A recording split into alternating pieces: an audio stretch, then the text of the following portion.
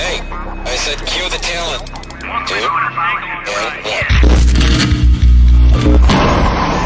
Attention hobbyists, sports fans, and collectors nationwide and abroad. It's time to get hype. Come on! Come on! Come on! Come on!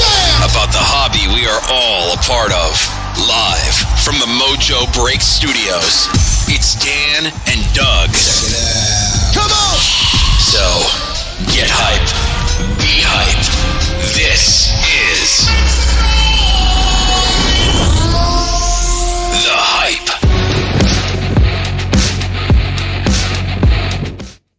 What is going down, everybody? It's Hype, episode 133. We're back live after a couple weeks of not being live. As you can see, you don't see us because we're practicing our social distancing here, and we're doing the show in all different locations, and we figured out how to do it. We're back live to talk about all the hottest topics in sports cards. We got 2020 tops. We've got National. We're going to talk about the National. We're going to talk about Panini Flawless. And then we're going to end it off with, we know everybody's at home, and we're going to talk about some crazy food. What have you guys been eating lately? Because there's limited options these days with what's going down. Dan, what's going down, dude? Can you hear me now? I can hear you. Can you hear me? All right. Just living the whatever we're doing now. I mean, it changes every day, so I don't. What's going on? I don't know. It looks like you need a haircut, though. I do need a haircut. He's got dreads. Actually, I'm about 3 days away from having the Joe Exotic cut. Nice. I'm thinking about maybe doing. I was thinking about bleaching my hair earlier, but if I just go straight bleached and then just have a mullet, just a little party in the back. Yeah, that's going down. I can't get an eyebrow piercing right now. See, unless I do it myself. Yeah, that's pretty pimping, dude. It looks like that thing's about to fall out. But it's a little droopy. But I got my hair cut right before things closed down, so I'm pretty good. But I need a ball cut. You know what I'm saying? I don't know where I can find somebody these days with places shut down. It's not an essential business to trim ball froze. But I definitely need to get that going. Come on, man. You don't go to a place to do that. I do. You don't, though. I do. There is no place to do that. Yeah, it's Barry's Ball Cuts. And he's my dude. He takes care of me. Hooks me up. C-Rad, what's going down? We got you on the show. What up? I'm hella loud. Yeah, you sorry, are guys. hella loud. A lot of handling noise going on over there, too. I don't know where you're at. Was that a Barry White impression? Or hey, what's going on, C-Rad? What's going on? But I don't know. I gotta get away from the mic. I'm too close. What have you guys been doing? Obviously, no sports. Can't really. We're breaking, practicing, social distance and all that stuff, spreading everybody out. But what have you guys been doing besides the easy Netflix? I mean, I think everybody's gone through the whole Netflix catalog now. But what else? I know I've jumped into a little bit of the stock market action, giving me that adrenaline rush, kind of like betting on games. I mean, the parallels are almost identical. Yeah. And that's what's been keeping me busy. What about you, Doug? Me? Okay, we'll go with me first. I've been running around the world virtually. I was actually thinking yesterday that maybe on my Nordic track, I can actually physically run around the world vertically. I'll be the first man to run vertically? Vertically. Yeah, sorry. Virtually. Damn it. Vertically? My brain isn't working as well. Vertically, yeah. I mean, what? Run around the world virtually. Sorry. Vertically. So, I mean, are you? I mean, I know you could adjust it, but are you at like a 98 on the vertical? Or you just running straight up? I'm pretty good. Yeah, I'm like Spider-Man. Cool. I think we're gonna be back to normal before you can do your Forrest Gump impersonation and run around the world virtually. Yeah, because the Nordic track, I can put in Google Map coordinates and I can run. So I'm thinking maybe I start in Florida, and I'm running, and I just keep going. So that's been I've been playing some Operation. The game Operation? Yeah. I've been playing that. Okay. If there was a tournament, I'd probably win. I'm pretty good. You got a steady hand? I am. I do have Maybe you steady should have hand. been a doctor. Well, Yeah, maybe I could have been. I don't know, May- but I'm maybe, good at that game. You know what? It's not too late. I mean, it only takes 20 years of schooling, so Yeah, you could be a doctor. I've been trying my best to not get fat as well because it's hard. It's hard You not know, to I fat. get it because I've been eating Triscuits and Hot Pockets and frozen pizzas and Bagel bites. bagel bites. Like, I mean, I haven't had a fruit or a veggie in a while that hasn't been in a can. I have had some vegetables, but in a can. Canned vegetables. Canned vegetables. Those are yummy. Just Yeah, I mean, it all tastes good, but yeah, I need to. But I have been running. Was going to the gym, doing my normal gym workout. Obviously vertically? can't You've been do that. running vertically? Been running vertically. But I have been just running around the neighborhood, practicing social distance and all that stuff. If I see somebody coming on my sidewalk that I'm running on, I go across the street, trying not to get hit by a car. I seen a guy in my neighborhood. Actually, it was one of my neighbors. He runs the neighborhood. He runs the neighborhood. Runs Does he? around. Does he run the? Does he run the neighborhood vertically? He does. He goes, I'm running this fool. But no shirt. Did you ever think about running around the neighborhood with no shirt on? No. Think you could pull it off? No, I mean, and that's fairly common. I see people running around without shirts on. Yeah. Couldn't do it. Does there become an age where you can't do that anymore, or is it just all physical shape that you have to be in? Most people I see it are usually older. Really? Yeah. You just get old, you just don't give an F anymore, huh? Yeah, I think it's just like whatever. But yeah, I actually run with a hoodie on. I have more clothes on. Oh, okay. Well, I stated before, I can't run with short shorts on for obvious reasons, and why I can't see my berry ball cutter. So I don't run with those types of shorts, and I usually try to keep my shirt on when I'm running. But even in the house, I can't do it without a shirt. But we'll switch to C-Rad. What have you been doing, dude? People with kids, you have kids. It's been just trying to keep them entertained and busy. Obviously helping them with their schoolwork that they still get packets from their school right now. As of right now, that might change very soon though. But basically, most of my day on Monday through Friday is spent helping my daughters with their schoolwork, and then we just trying to keep them busy, man. We got into Legos. If you guys haven't watched Lego Masters on Fox, it's a good show. Lego sales are probably through the roof right now. I know somebody who's into Legos. Yeah, it's not here. It sounds like you're like in a echo chamber. Yeah. I think isolated. what we should, yeah, you definitely do sound isolated. You sound truly isolated from everybody and everything. I think if you move the microphone closer to you and you actually turn the volume down on yours, you'll be dialed in. Which one is? It's the one that has BR for break room.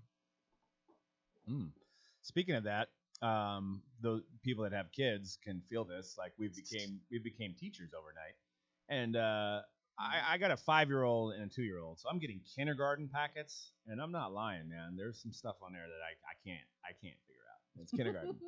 There was like rhyming. They're teaching her rhyming words like hat and cat, stuff like that. And there was a page that actually didn't have the words of what they were supposed to be. And you just had to take the pictures and match them to things that rhymed. And there was a picture of a Pepsi can with the little pop lid pointed up, and it had an arrow to it.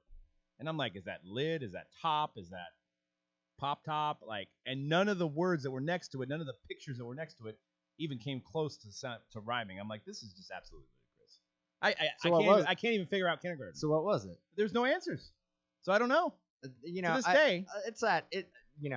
So when we went to school a long time ago, they didn't have this thing called Common Core, and I think they have it now. I think it's just kind of like critical thinking. I don't know. Maybe C-Rad knows a little bit better. I don't know, but maybe They teach a thing called Common Core. Yeah. Yes. Which that's a new way. It's kind of it's not your typical way of teaching. Like it's kind of built for critical thinking, right? Like, I think so. Like word problems and stuff like that. Yeah. Which I was never a big fan of. Yeah. Apparently I wouldn't even be able to pass kindergarten with my intellectual abilities at this point. It's tough. It's tough, man. I mean, it's hard out there for a pimp. So, but we'll get into our first topic. I wanted to talk about 2020 Tops, this release, the Project 2020 that they've came out with. I don't know if you guys listening, and obviously this is visual for you guys that are listening to the podcast, we'll do our best to describe them. So they basically got some artists. I've never heard of any of the artists, but they've had them do some mock-ups and do some alterations of some cards.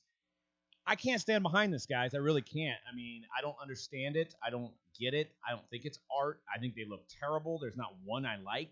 So the first image we're showing is George Brett, the iconic George Brett rookie card. And then next we got Dwight Gooden in his 86 tops. And I don't understand. I don't get it. Does anybody out there like this? I mean, I guess if you're a George Brett PC collector, you have to get this card. Shout out to Big Shep. But why? What is it? It looks like my kid drew over it. I don't understand.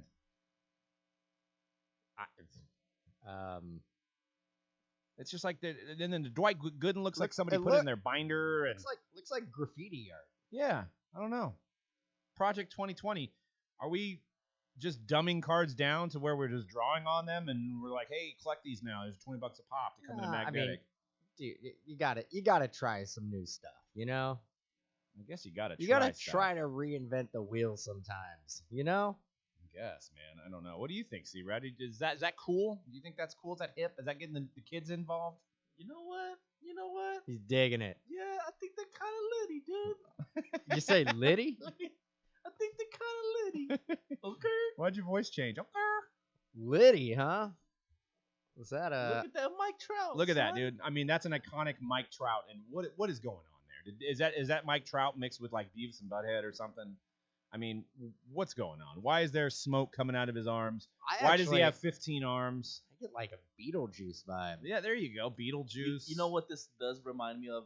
This is absolutely Topps kind of like recognizing that the shoe culture and the hype beast culture is kind of infiltrating sports cards as well. That's why we keep C-Rad at it. He's like talking about shit that I have no idea. You actually said what'd you say? There's a word in there that I'm like hype beast. Yeah, I just nodding my head up and down right now. Yeah, I'm hip. I know what you're talking about. If you Google hype beast and like hype beast outfit, you'll see exactly what I'm talking about. Is that drip? It's kind of like Was it Liddy?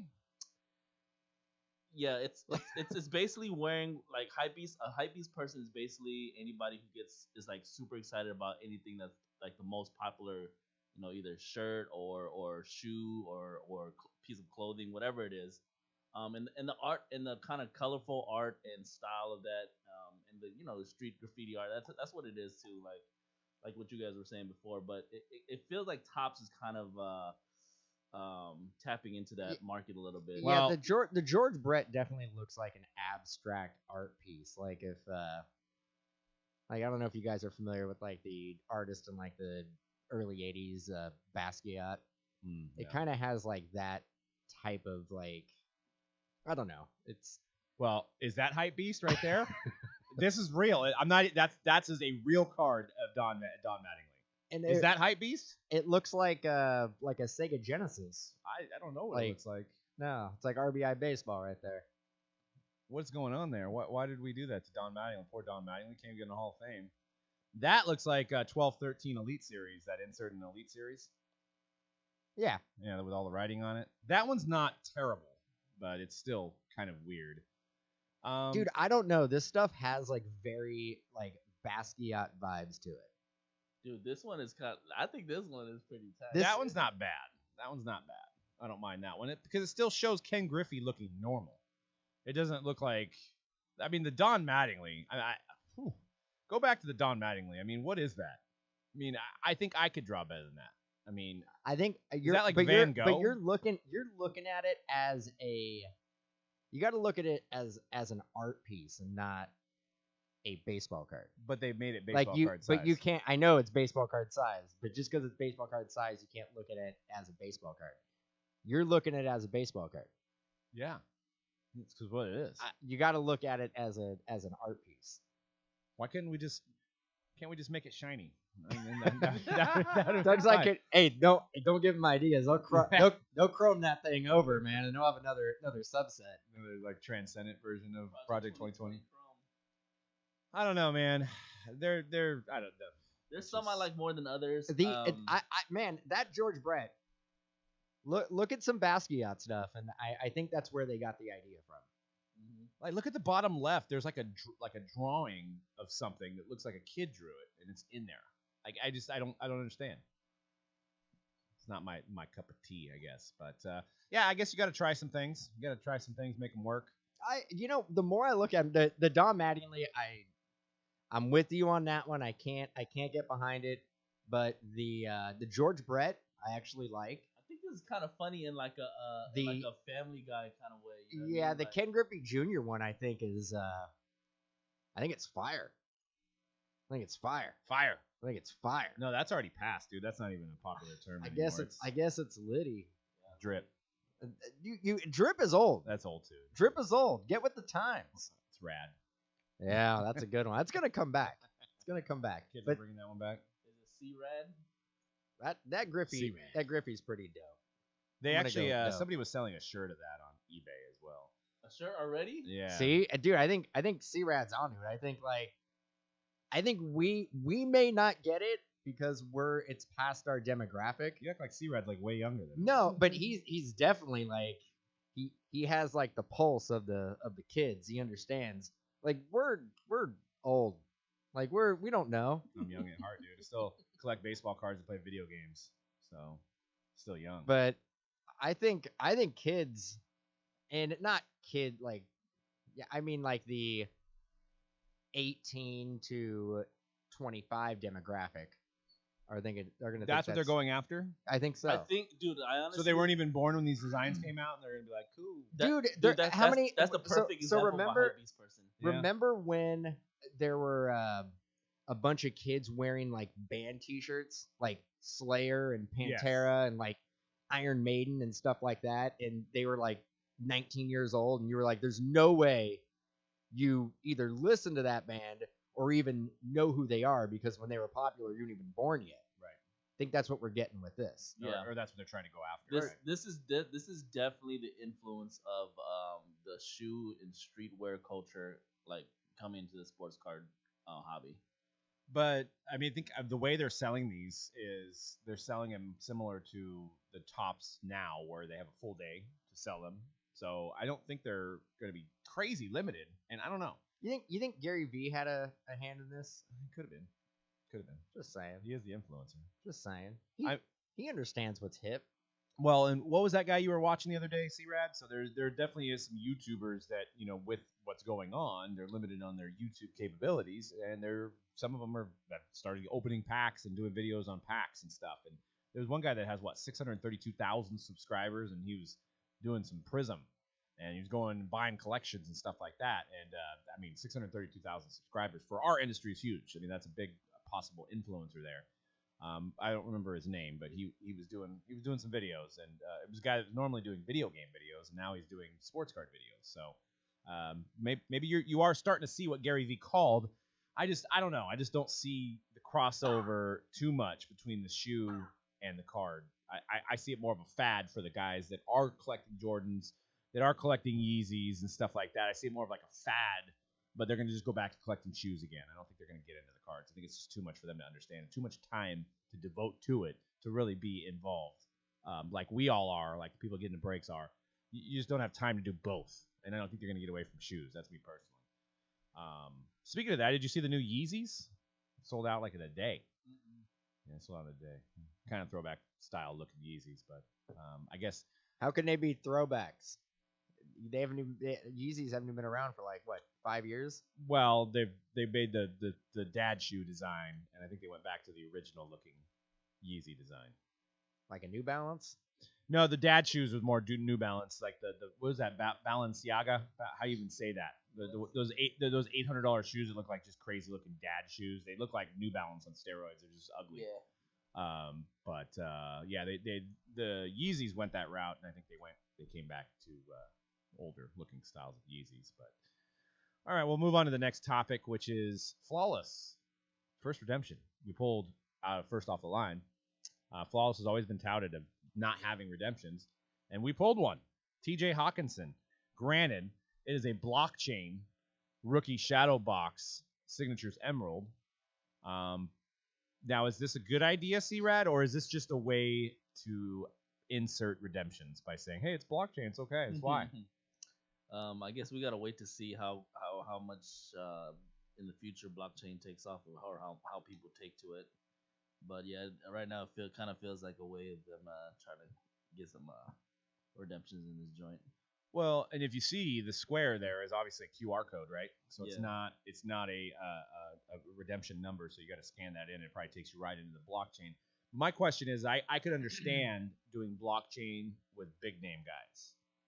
TJ Hawkinson's got to be like 30th ranked rookie, but 50th ranked rookie this year. Why even make a card of TJ Hawkinson if he didn't sign? So this is, to me, this is like, that counts as one of the hits in Flawless. They couldn't get TJ Hawkinson's cards in time. So they're like, screw it, we're going to do a blockchain version so we can print more cases. What if it's live? What if it's already live? Well, I guess we could see that and find out. What if all these are live and they just needed to do it this way? To bump up the blockchain inventory? Yeah. To stimulate their blockchain auctions? Because I think you can auction your own card. Yeah, I mean, I don't know. I mean, I won't know until, has anybody seen a live blockchain card come out? People have some on eBay, the ones that they've auctioned, but not stuff that's come out of boxes. This is the first release. No, I'm like something that came out of Flawless first off the line. That was not a redemption. That was a blockchain. Well, we can look on. I can look on eBay real quick, but I was just surprised. I would think the blockchain cards would be the more sought after rookie guys, like Kyler, like Daniel Jones, like maybe Aaron Rodgers, Lamar Jackson, any of the bigger names. I was surprised that they would use a TJ Hawkinson as a blockchain card. But one of the things is they're doing you can only sell the digital version of the card through Panini's website. You can't sell the digital version through eBay. So maybe they're just trying to get inventory to be able to start funneling and moving it through their website, because they're probably taking some kind of percentage of the sale. I don't know. But I don't know enough about it to know. But I'm going to do a just quick search on my phone on blockchain to see if there's anything. I've seen some of the other blockchains on there, but I haven't seen anything coming from a box yet. So let's see. Now, Diego Maradona's on there. There's a National Treasures Lamar 101 Shield that was up at auction. Kyler Murray's up there. People have in hand. Damian Lillard has in hand. So yeah, I don't see anything from Flawless. Maybe if I type in Flawless, I don't think a lot of the stuff's been open yet. That's probably why. There's nothing on eBay. Okay. So it'll be interesting to see if there's actually a live card compared to a redemption card, because you would think they just put the live card in there with a code to get so then they wouldn't have to ship it. So why would they put a redemption in there if they had the card? They then have to double ship, right? I don't know. So, what do you guys think about this blockchain thing? We'll see if it pans out. Where was it in the box? Was it in the middle box? It's on the top. It was on the top of the inner box. Now and there was only one. You did a whole case, so there's only one in the whole case. No, there's one in each briefcase. So what was the other one you had? Drew Brees. So blockchain Drew Brees. Yeah. Was it a redemption? Redemption. Yeah, I think there's a reason for this. I think there's a method to the madness. All right, well, that's got my wheels turning. So now they're selling us the product, and they are now making people have to conduct business through their website. Is that cool? It depends. Do we think these blockchains are going to be the future? The future? I don't know. I mean, let's face it. They're trying to get their hands in every piece of the pie here. Yeah. But they see what eBay is for the secondary market. What if they start, selling cards on their platform, taking a cut every time they shift ownership and they get sold? Yeah. That's what I'm saying. Whatever. But how does that affect how we do business? What if at some point they just do every card's blockchain? Every you open up Flawless and it's just all blockchain. Like all the cards have to go through them. Like you have to actually, as a customer, you have to go through them to get your actual card. But people would still buy the break spots. Yeah, it wouldn't affect us. I'm just saying, but you're forcing people to do something they're not used to. You're not giving them an option. You have to.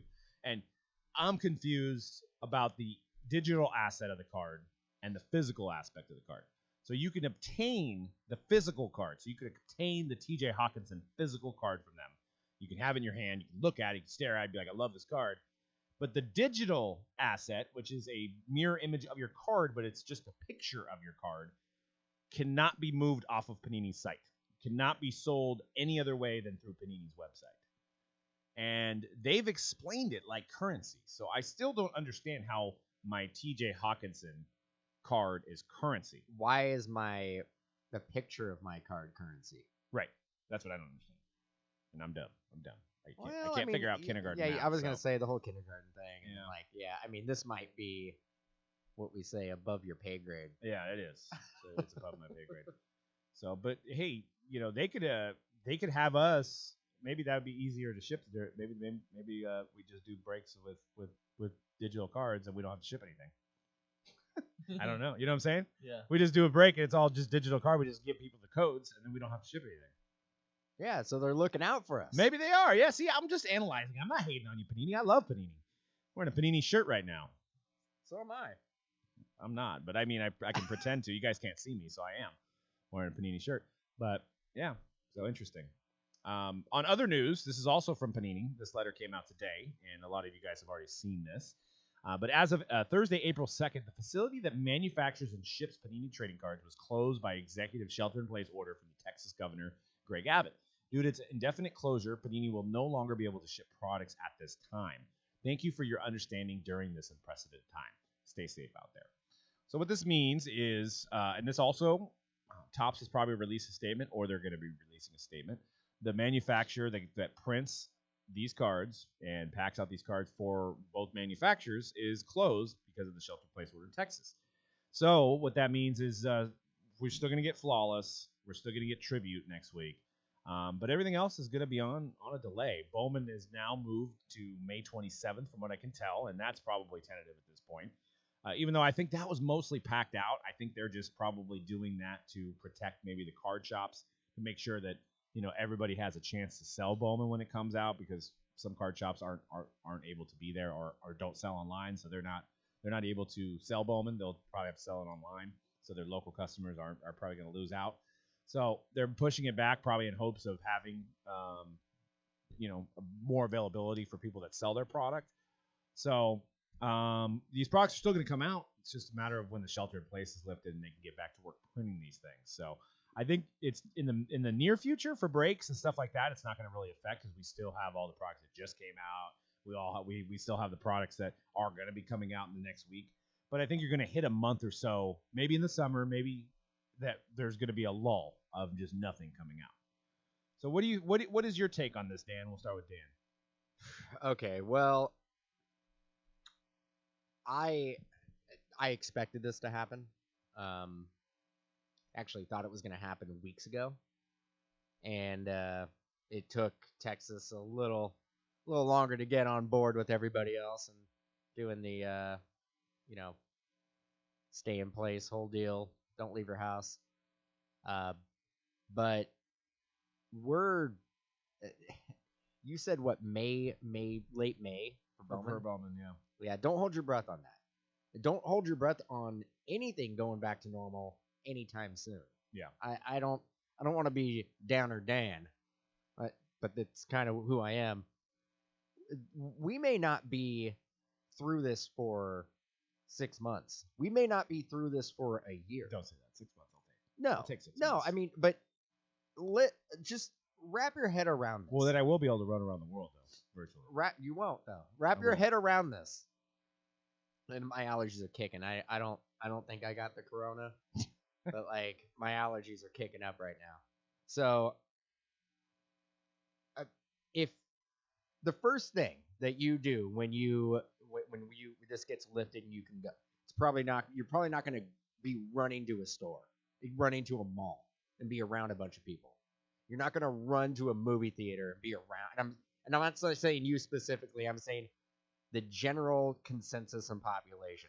You're not going to go to a baseball game right away. You're not going to do this. You're not going to do that. You're not going to want to really be around people. Plus, like, you spent the last 3, 4, 5 months of your life social distancing and being away from people. It's going to take a while to get out of that habit and want to hang out and be around people and not be scared that you're gonna get the corona. Yeah. I mean, but we'll see. We'll see. Nobody knows, but I don't think people are gonna be like willing to go out and live their life like the way they were accustomed to doing it until there's a vaccine. When's that going to happen? Well, a year? Yeah. I think they said 18 months. 18 months. That's a long time. 18 months. So, I don't know, man. Like, it's going to be a while. It's going to be a while. It's going to be a while. I'm actually surprised the NFL's going on with doing their draft. So that blew me away. I wouldn't be surprised if they actually cancel that. Yeah. I said earlier on the feed, over under how many guys lose, because these guys are going to be Skyped in, right? So I don't know if the NFL or their agents are going to make sure that they have, killer internet at their house. They're going to be on their phone, man. But how many times are going to be like, hey, Tua, what's it like to be drafted by the Dolphins? And he's going to be like, fade, lose feed. You got to pick up half the words because he's on his phone. You know what I mean? There's a chance it could be terrible to watch. Are they going to set up a camera crew for the big guys? Maybe, like the Tuas and the first day guys. Maybe I don't think we're going to have a problem. If they're having issues with a stream, they're just going to show highlights. And they're going to switch back to, David Shaw or somebody who's like, going to do commentary for it. They're going to figure it out. They got engineers on the fly. Yeah, it's going to be okay. It's the NFL. It's not like us. It's NFL. They got money. They got that long money. They're going to be able to do this, and they're not going to have an issue. Again, like, if Tua is having issues with his internet, they're not going to sit there and have him work it out. Right. They're not going to be like, we're going to stay with it. Yeah. They're going to switch. They're going to figure it out. I'm just surprised they're doing it. Back to this thing about the cards. Now, some of you guys may think, well, because the stuff's not being made, what it's actually going to do is make some of these sets even more valuable, because if we don't have a new basketball set for a while, that means people are going to be focusing on the sets that are out right now. Breakers are going to be breaking more impeccable, or the breakers are going to be breaking more select hybrid. So the stuff actually, in a sense, just because the shops are closed doesn't mean that there's, any really less business going on. It means it's all being busted online. It's all being sold online. And I think you're going to see some of these products actually shoot up. If you're a consumer and you're thinking about buying one of these higher end boxes, I honestly wouldn't wait it out, because I think it is going to go up. And this industry is built on supply and demand. And for right now, we don't know if there's any new supply coming in for the next so on and so forth of months. So we're glad that we're able to do what we do on a daily basis, because we do it on the internet. I mean, we're providing you guys with breaks and entertainment and a way to kind of live out sports without sports, in a sense, which is great. And it's been awesome to be able to continue to do so. But some of these products, like I said, are probably going to go up more than they are going to go down. Now, some of the base heavy products may go down because there's not going to be a lot of people busting heritage. You may be able to get awesome deals on the base heavy stuff, because I'm already seeing on our sales networks that people that have base heavy stuff are selling it, because they're like, hey, breakers are looking for cards that are looking for sets that have fewer cards. Us as well. You guys haven't been tuning into us. We have half our staff is at shelter in place. We're doing all the shipping and sorting ourselves. So, we're not trying to run through Topps Heritage cases or Gypsy Queen cases on a regular day, because we have to ship all the base. So, C-Rad, any takeaway from your opinion from the card manufacturer, I think it's Cardamundi from Texas, that stopped printing cards? Any takeaway from that? No. I mean, I guess the only takeaway is that kind of just what you guys have been saying already too. It's it looks like we're gonna be just not going anywhere. Yeah, not going anywhere, and not seeing anything new for a while. You know what I'm saying? Yeah, and with that, we're trying to keep it fresh around here too, guys. If you guys have any any input on to do breaks a little differently, to do something that we haven't done before, like I don't know, karaoke during breaks, or I'm just throwing out ideas, shirtless breaks or something. Send it over to mojobreak@gmail.com titled new break idea or new broadcast idea, because we want to keep it as fresh as possible for you guys. And I know a lot of you guys have been on our feed and it's the same products over and over again. We're gonna try to keep it fresh. We're gonna keep you guys entertained. You're watching us to watch these cards being busted, and any ideas are greatly appreciated. So wanted to bring this back up. We talked about this the last couple podcasts. So the NSCC 4 days ago came out with this statement, and I wanted to dissect this, talk about it. So the National Sports Card Collector Convention is the biggest show of the year, the biggest trading card show of the year. Everybody's there. Panini has a big booth. Upper Deck, Tops, DA, Blowout, Breaker Pavilion. It's huge. It's the biggest event of the year. It's happening in Atlantic City this year. Scheduled currently for July 29th, I believe, to the August 2nd or whatever. I don't have the dates in front of me, but everybody's been speculating because the Atlantic City Convention Center is now turned into a hospital because of the COVID-19. So they're using it as extra beds because New Jersey's pretty close to New York, and New Jersey's having a lot of problems as well. So the National tweeted this out a couple days ago. With the start of the NSCC 4 months from today, we just wanted to take a few moments to address the elephant in the room. There are no plans to cancel, reschedule the event at this time. We'll continue to listen to the federal and state guidelines before making a decision regarding what steps to take. Alternative plans are being addressed by show management should the original dates be deemed unsafe for our attendees and exhibitors. More to come as we get closer to the event. So that's good news, I guess, in a sense. I'm still not convinced that we're going to have a national based on what's going down. And like Dan said, this is the thing that there's going to be elbow to elbow of people. We know how it is. I mean, the national, there's a lot of us collectors going around from booth to booth, getting our silver pack redemptions, getting our autographs from the athletes that are going to be there, going through the cards and stuff like that. And I think you're going to have a pretty big segment of like what Dan said, of people that aren't going to want to even be out in public because they're just not sure. That and coupled with the fact that it's in Atlantic City, that it's in, for people on the West Coast or people that are from, Arizona, Nevada, it's a long trek. So if they do have a national, I just don't know how well it'll be attended. I ain't going. You heard it here first. You heard it here first. I haven't missed a national for 6 years, 7 years, who knows. This isn't for me. I'm not flying into Philadelphia and renting a car and driving 2 hours to get to Atlantic City to go to a convention that I think it's 80% it's going to get canceled. And if it doesn't get canceled, it's going to get postponed, and it's probably going to get moved to a different location. I can't see it being at a location where a couple months ago it was a COVID-19 hospital. Yeah, there's absolutely no way. I can't. Like I talked about it before on our last podcast. The logistics of breaking down and moving everything out of that hospital and getting it to look like a convention again and not a hospital. And then you're gonna have like people who are walking around. You're like, you don't know if it's gonna have a. I think you're kind of downplaying the fact. It's gonna have bad vibes. I think you're downplaying the fact it may have bad vibes. It's gonna have some bad vibes. I think you're downplaying the fact of how quick they could take it down. Yeah, but do you want to go to a place that dealt with that type of situation? Well, bad vibes. Bad vibes. I'm sure somebody has died in your apartment in places you've lived before. You still live there, right? I mean, it's not like, there's probably people where we're at now that have passed away at some point in time. And I'm not saying those people that at the Atlantic City have all passed away, because there's only 1% of people that are passing away. They're just using it for. I don't want to go to a convention where it was pretty much like a war zone. Yeah, I hear what you're saying. And we're talking like it's not like a year later or 2 years later. It's going to be literally a couple months later. Maybe like a month. It's going to be like, nah, man, bad vibes. Bad vibes.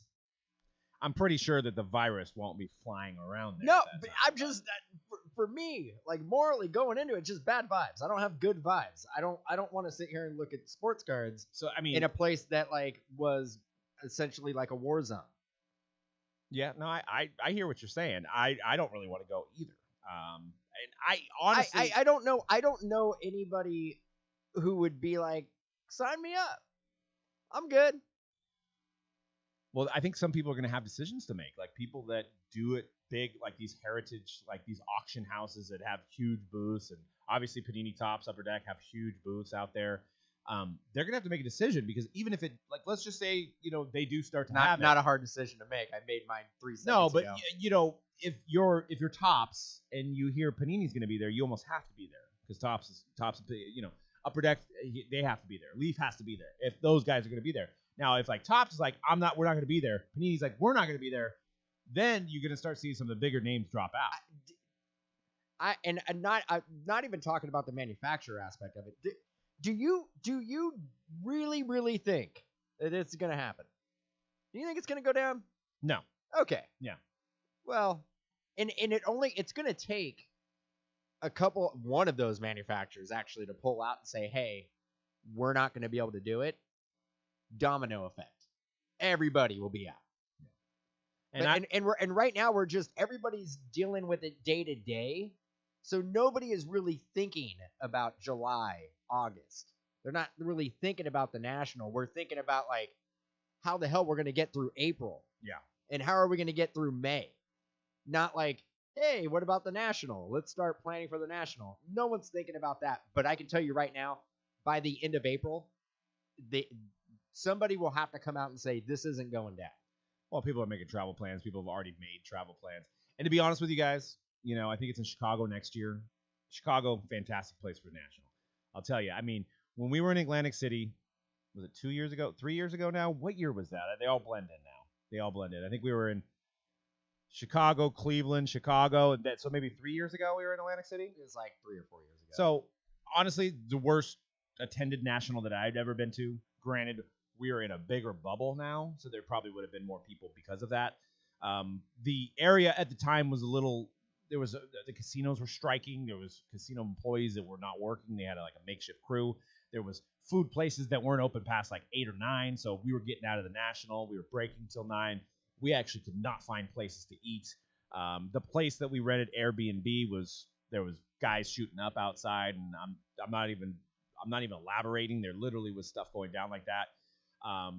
So then we actually moved to a casino that used to be a casino that's just a hotel now, and the whole casino floor was like wiped out and tinted out. It was bad, and I've heard since then they've gotten the economy's gotten better in Atlantic City. The reason why the national goes to Atlantic City because it's damn near free for them to go. They just want tourism there because it's such a it's been losing a lot of tourism after granted they had a big natural disaster that changed things as well, but. I could see the national moving to maybe January, December, something like that. Maybe December, but moving to a place like Florida or maybe Dallas, something like that. But I can't see it happening late July, early August in Atlantic City. Yeah. Yeah, I can't see it either. And like what I was alluding to is that I just don't. Again, bad vibes. I don't want to go to a card show that was a COVID-19 hospital. Well, and maybe we could do something different. Like maybe we can figure out something because I mean, I can't be the only one who thinks that way. No, I gotta be in the majority on that one. But this, but that feeling changes on a day-to-day basis. Right now, you're feeling that, and it's April 3rd. But say, dude, this is a never forget thing. We're never gonna forget this. That's pessimistic. We're never gonna forget. Never forget. No, I mean May 15th, everything's rocking and rolling. Things are back normal. A month from now, you're gonna have a different tune. Hey, I want to go to a card show, and it's just the moment right now, which is great to catalog the moment to document the moment. But what I was trying to say I need you to give me some of that optimism. I need you to like sprinkle that around over here because hey, what are you gonna do? You can't control what's going down, so you might as well just try to put a smile on your face and keep on keeping on. You know what I mean? Just lie to yourself. Well, it's not lying. It's just blatantly like there's things I can control and there's things that I can't control. Yeah, so. But you gotta think from a realistic standpoint, like where we're at and where we're gonna be, and you gotta be a realist about it. Yeah. That's fine, but at least I feel like I'm not telling you how you gotta be. You could be like, this is gonna be all great and everything's gonna be perfect. I myself have to be a realist about it. Yeah, that's fine. I do have conversations with myself about that, but at the end of the day, I know things are going to be back to normal at some point, and this will pass. I mean, you look at the numbers and you see the percentages, and you're like, okay, well, we're going to get past this at some point. Now, things are going to be different. There's no doubt that things are going to be different in the card industry, especially in the immediate months that are happening right now. So, but what I was kind of getting around to is if you were thinking about going to Atlantic City for the National because you've never been, you'll probably have a better experience in Chicago next year, to be honest. So if you were saving money, you were on the fence, you didn't book anything yet, I think going to Chicago, seeing what Chicago has to offer as far as where the area of the location, it's an awesome location. You may even be able to get into a football game with me and Dan. You know, we have our annual football game out there in the field. You know, it's a better location. You could also probably, what game are you going to go to when you're in Atlantic City? You're going to drive to Philadelphia for an hour and a half to go to a Phillies game? You're not. You're going to go to a White Sox, possibly go see Wrigley Field in Chicago. There's just so much. The food is awesome. They stay open, you know, unlike Atlantic City. So that's what I'm saying. I've only been to Atlantic City one time. There were some things that were cool about it. I mean, the history of the boardwalk and walking up and down the boardwalk, kind of cool. Yeah. Having the casinos basically on the boardwalk. I mean, I would have loved to see Atlantic City in its heyday. Yeah. It probably was the dopest place to be at. When we went there, it was like the opposite of its heyday. It was like as down as it's ever going to be. Right. So maybe they have turned around. Maybe it's gotten a little bit nicer. I've been around a lot of places that were hood, and I would say Atlantic City is up there. I wouldn't be walking by yourself down some of those side streets. It's not a safe place to be. At least it wasn't 3-4 years ago. And Chris says he's got tickets at a booked hotel, so he'd lose money by not going. But I'm pretty sure you should be able to get a full refund on all of those angles. I don't think, depending on where you booked from, I think you can get everything back. But anyways, let's last topic. I know we got to get into a limited here, but I just, you know, we were talking about food earlier, and I was going through some of the just crazy food. I think that's in the next slide. I don't have my preview up here on my phone, but some of the just you know, we're all ordering takeout. We're all getting delivery at this point if you're not cooking. So I just did a Google search on some of the craziest food and just see if anybody's down with this stuff. So there's Pizza Hut, and the crust is a bagel dog. What do you think? I actually, I've tried to avoid doing any takeout, any like Uber Eats, any DoorDash, stuff like that, because if you're looking to get sick, that is going to be probably the easiest way to do it. Nothing has changed then from now to when you ordered takeout. I know. So it's actually, if anything, it's cleaner now. No, so you're more it's likely not, less likely not, to get sick. Yeah, but what changed is that there's a pandemic going on now that there wasn't before. Dude, you should just get in a bubble. Like, But you know, there's Donnie, but like there's the Bubble nobody Boy. going into those restaurants anymore. Right, so. exactly. So there's less virus being passed around. I'll tell you right now. I could. People who are gonna get sick are gonna be people who get more delivery. But what's the difference? Yeah, the chances of getting sick when you have constant deliveries coming to you are your chances are gonna be higher. No, absolutely. You don't know if this person like sneezed on your pizza. So every piece of food so when you go to the store, there's no difference of you handling that food. No, actually, what we are doing is that we are actually taking wipes and rinsing everything down and bags down when we bring it to the house. Well, you could do that with your DoorDash. I can't take a Lysol wipe and wipe off my pizza and then eat it because that's how you die. I think we come from two different philosophies here. I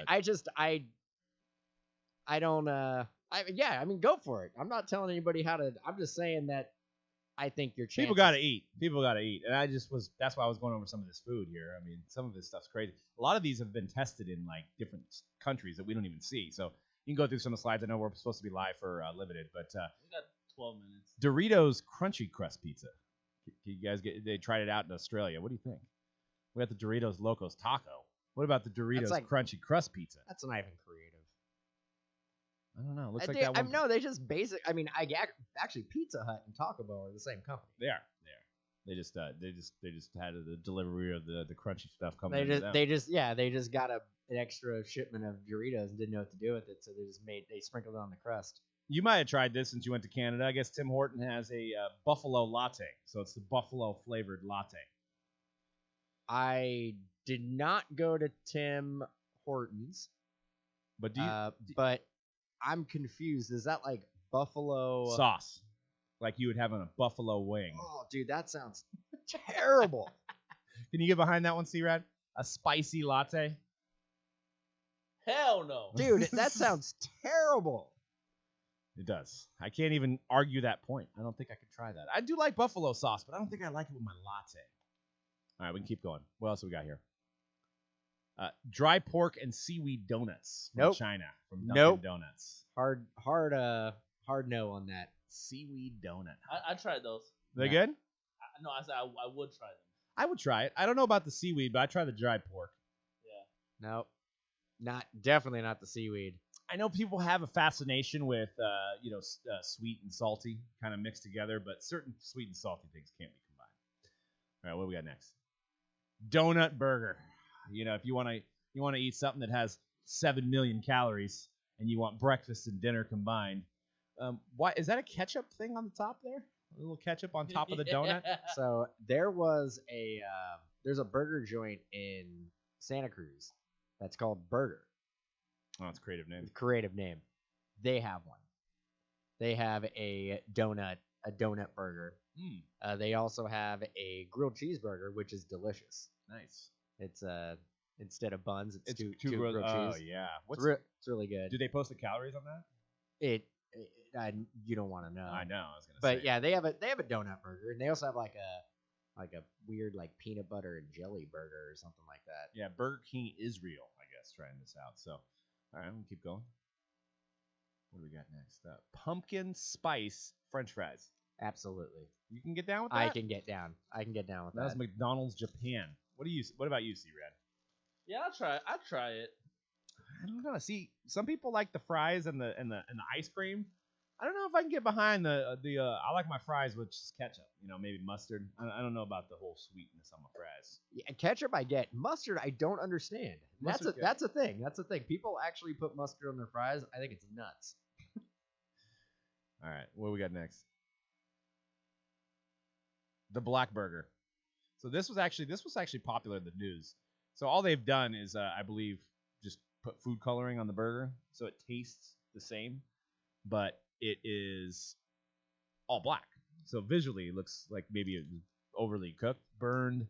But I don't know. What do you think? I don't understand. I don't understand why you'd want to order that. I think some cultures like color, like just different types of colors in their food. Yeah, no, it actually looks, that looks terrible. Oh, and the cheese is black too, as you can see it kind of hanging there. Yeah, I don't like that. Yeah, it's all food coloring or whatever to make it look that way. But I don't know. It just looks like you just put your burger in the oven for like 5 hours. And you're like, yeah, I'm gonna eat it now. Doesn't look good to me. Black sauce too, so it's all black. Chicken flavored chocolate truffles. Chocolate and chicken. Get down with that? We like the chicken and waffles, right? What about peanut butter and jelly and chicken? I can see this working. It's from KFC in New Zealand. Peanut butter and jelly and chicken. Like, I wonder if is it fried chicken? Well, it says certain things, peanut butter and jelly, and so maybe they're just using an analogy there, but no, it's chicken flavored chocolate truffles. I don't know how they get the chicken flavor in the chocolate, but I don't know. It's wacky. I might try it. I might give that a shot. Yeah. I'm not a big chocolate fan. I like chocolate in chicken. Zinger Double Down King. So I think that's been done before, but that is a burger with bacon, and instead of a bun, it has crispy chicken. Bacon. That was done with KFC. It was. But it wasn't called the Double Down. It was called like the double. It was called something else. Yeah, I wonder what makes this one special. But I think I remember KFC rocking that. Oh yeah, see it says right there. It's an offshoot of the chain's beloved Double Down. It's the Zinger Double Down. That's pretty good. Pretty hungry right now. I don't know if that ain't good for you. No, not at all. Mm-hmm. And do we have any more? Do we have any more slides? Or was that it? That was it. Well, we had a little impromptu hype session. If you guys couldn't tell, we kind of put this together real quick because these days we don't know when we're going to be able to jump on live, but we appreciate you guys listening, so we want to get that content out for you guys. And honestly, we enjoy more than anything doing the show. But with having to do the shipping and trying to do shelter in place at the same time, it's been a little tough to get on a schedule and do these on a consistent time basis. So we're gonna get them out every week. It's just it may not be the same day every week. So, but we appreciate you guys listening in and joining in on the breaks. We're gonna be live pretty much every day doing the breaks, and whether it be personals, whether it be new releases, we're gonna get creative. We have Mixer Monday coming up on Monday, putting together some mixers. So it's gonna be a lot of fun. I see Rad maybe breaking some Avengers. I think maybe put that up there in the near future. We got some Marvel Avengers coming out. We'll figure out a way to break that. So other than that, we're out for today's show. We're gonna be doing some limited here, and we got some NT on deck and some select hybrid. A lot of the breaks today are already sold out, but get your spots on the few spots that are left. And we'll see you guys next week sometime. Peace out. Play.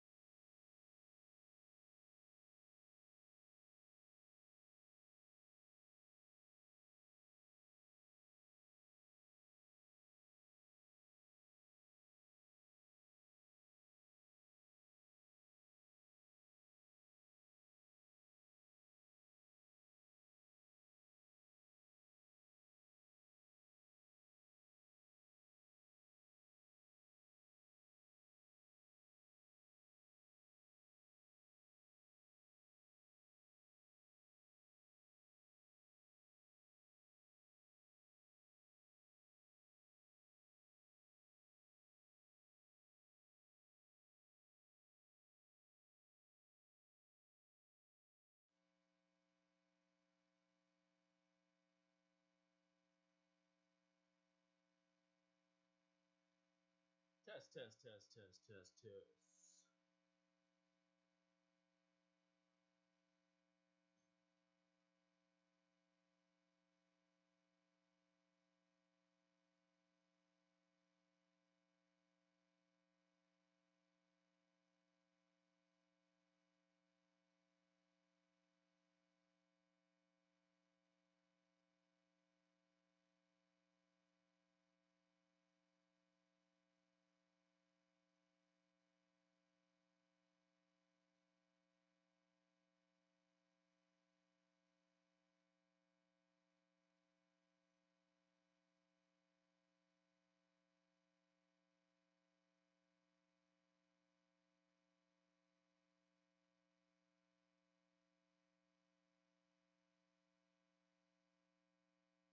What's up, guys?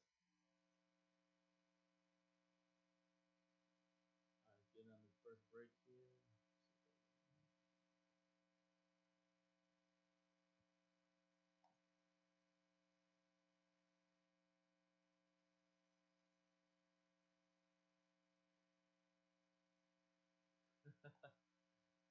Yeah, pizza with the hot dogs. This was interesting.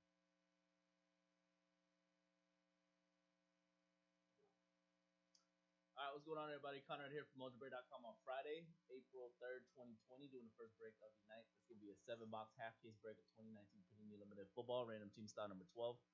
Let's go to random dollar to determine all your teams. Good luck. First, we're going to roll the virtual dice, see how many times we randomize. If we roll a snake eyes, we would have fought 3 randoms. And we're going to go 5, 3, 8 times for this break. We got all teams in, 32 spots total. We're going to go 8 times in the random for your teams first.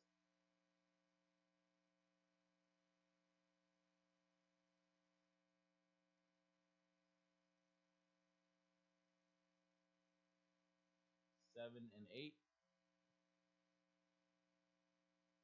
Denver to the Niners. 8 times.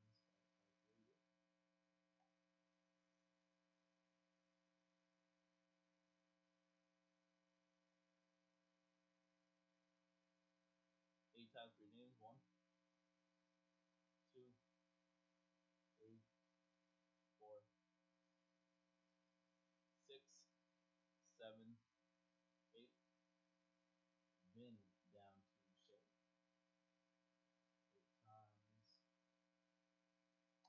All right, here are your teams, everybody. 5 minutes to trade, then we'll rip. National Treasures Football. Pick your team. Number 12 is next. There's only 3 teams left.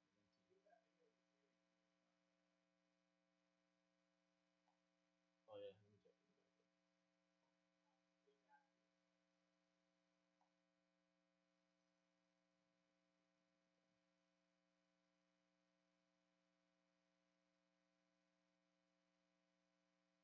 Yep.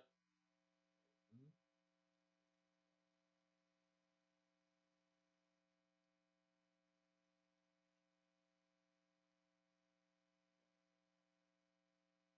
I'm looking in the studio right now. Yep, that video saved. Published. It says published. 56 minutes.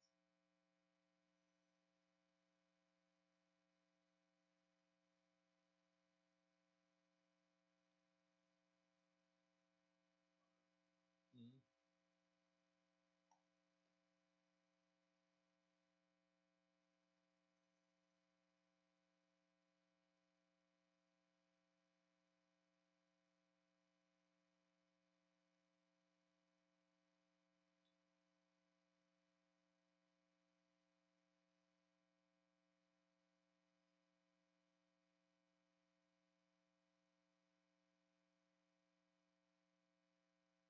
Two teams left in NT. Redskins gone.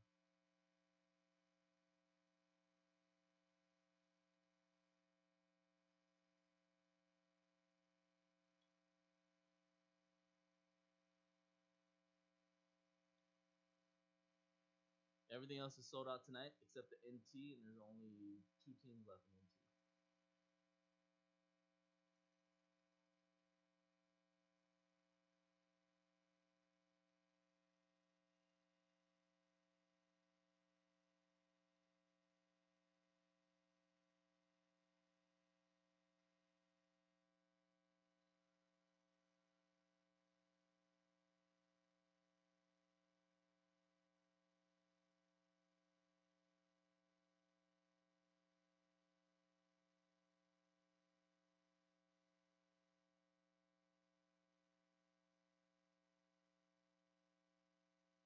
Niners and the Titans, last two teams.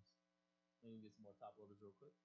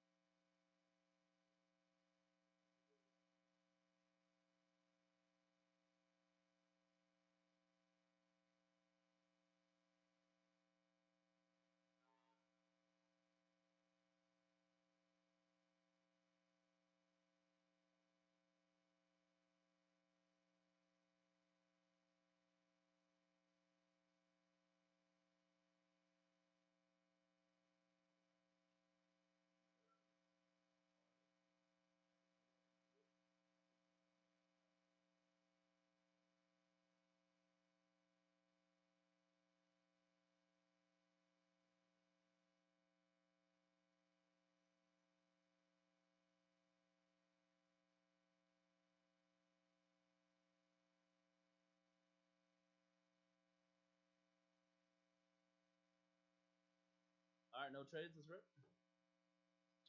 More top loaders.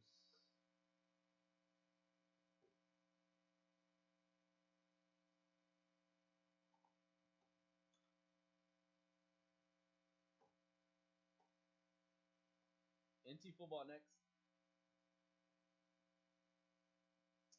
And there's only one team left, the Tennessee Titans in NT.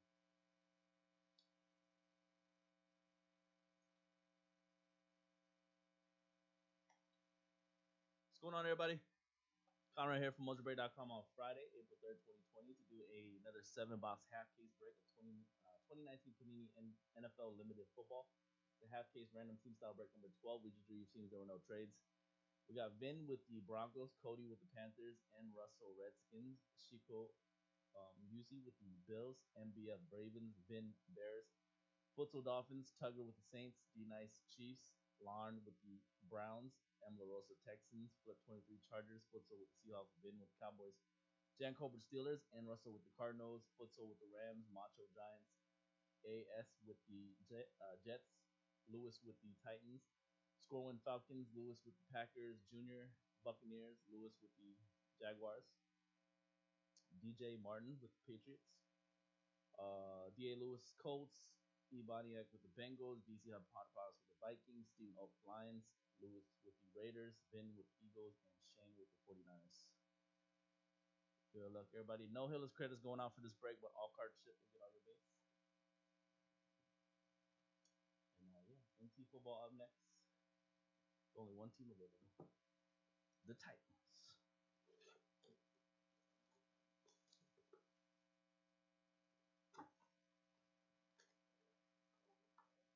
It's broken.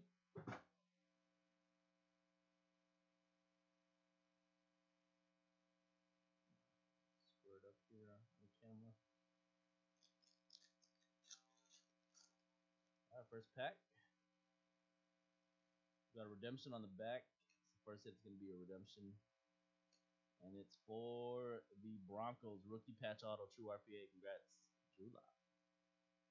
Denver Broncos. Vin. July. Panini.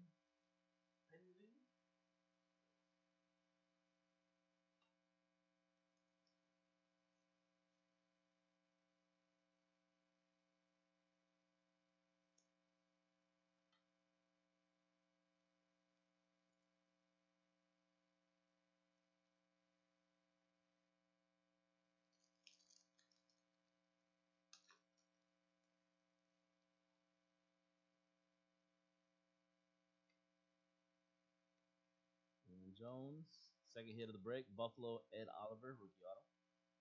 124 to 1 at 99, Ed Oliver for the Bills.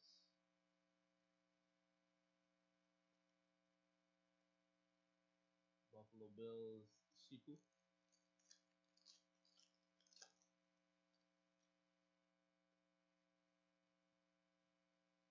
Base parallel 68 of 75, Juju Smith-Schuster. And first relic is Richard Seymour for the Raiders, 15 on 49 jersey. Seymour for Oakland.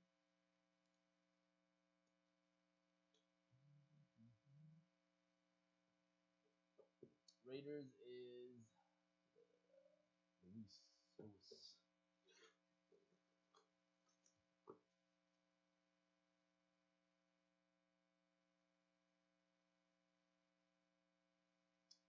All right, Titans are gone. Good luck, David, grabbing the Titans.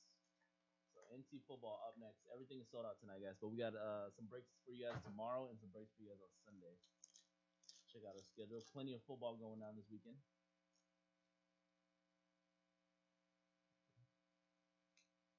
Oh, the hit right in the middle of the box. 39 out of 49. Thurman Thomas. Nice bet auto for Buffalo. Thurman Thomas for the Bills. Bills once again, Shiku.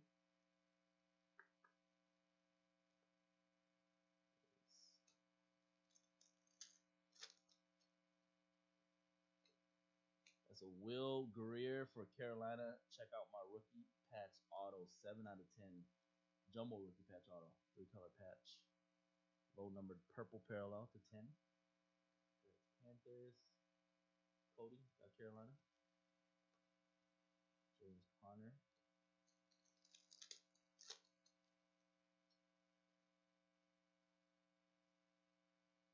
And a Preston Smiley Face Williams auto for the Dolphins. 12 out of 25. Preston Williams auto. Miami Futsal. Box 2.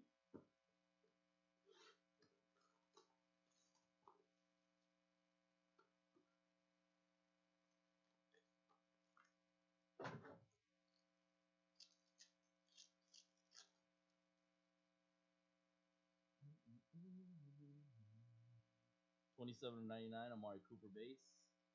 And a Darrell Henderson jersey. 166 to 199 for the LA Rams. Rams Futsal.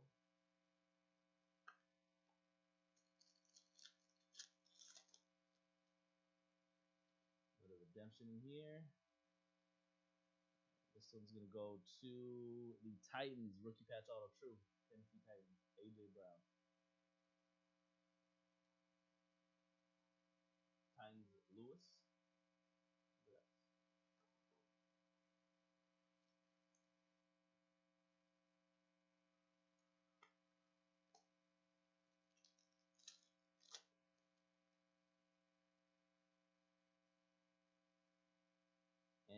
And Dede Westbrook, limited ink auto, 39 out of 49 for Jacksonville. Westbrook auto. Jaguars and Lewis as well. All right, box 4.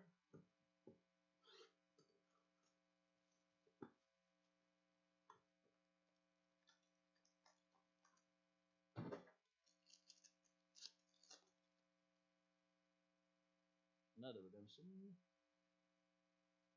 This one's gonna be so it's gonna be the jumbo rookie patch auto, Drew Lock for the Denver Broncos. Wow. Vin, so nice had to hit him twice. Got the true RPA and the jumbo RPA.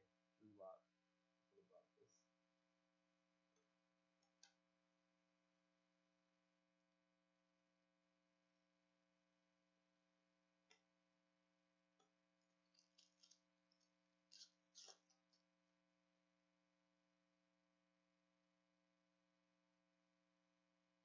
As Mike Weber, rookie auto for the Cowboys, 6 out of 49, Dallas.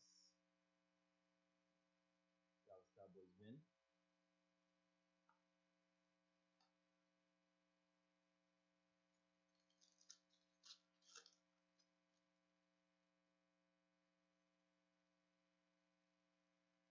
$14.75 Kenny Galladay base for the Lions, and a Michael Gallup jersey for Dallas, 11 of 99. Cowboys. All right, box 5 coming up.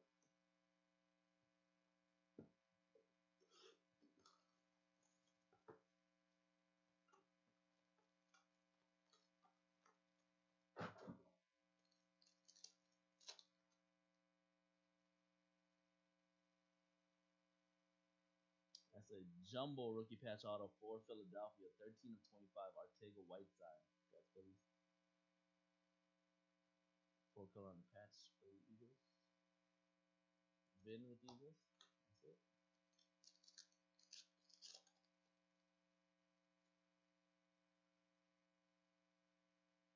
Parallel 87.99 base, Jabril Peppers for Giants. Dwayne Haskins rookie jersey for Redskins, 191, 199. Washington and Russell.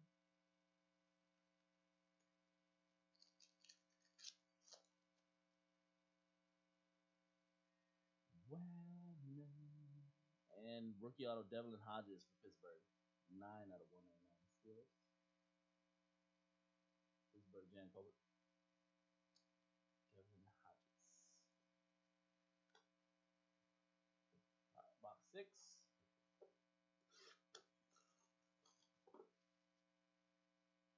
NT football up next, followed by what is it? Select hybrid.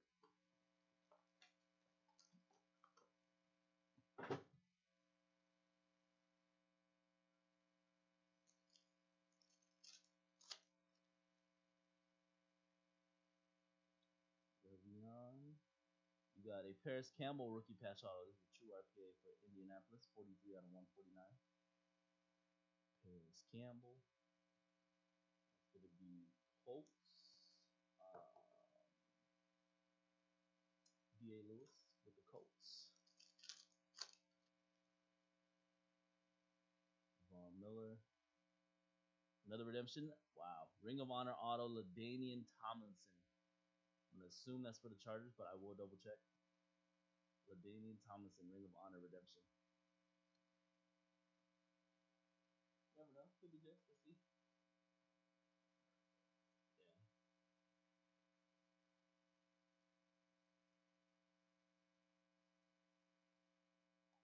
Card number 1, Ring of Honor.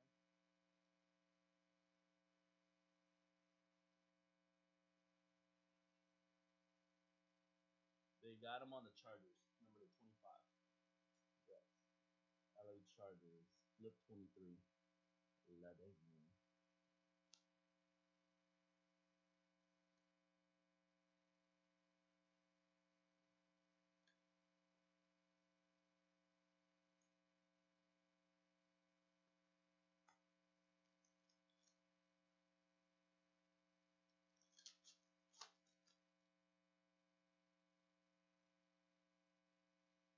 61.75, base parallel Tyler Lockett, Seahawks. Corey Davis jersey for the Titans, 52/99, limitless.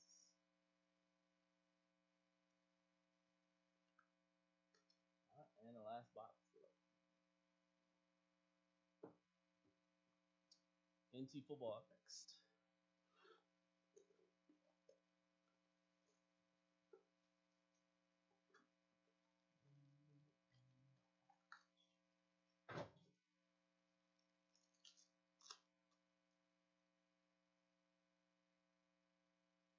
Closing out with a rookie patch auto, Deontay Johnson, true RPA for Pittsburgh, 30/75. Steelers, Jan Colbert.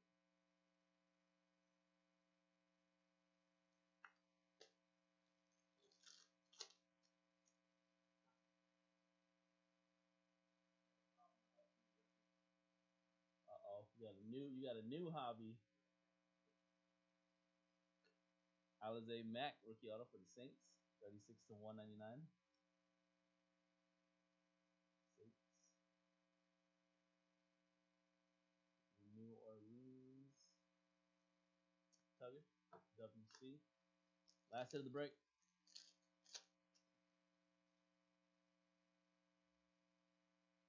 $73.75, and last hit. Why not? Drew Lock, 1/49 to go with it. Your 2 RPAs. Drew Lock rookie jersey.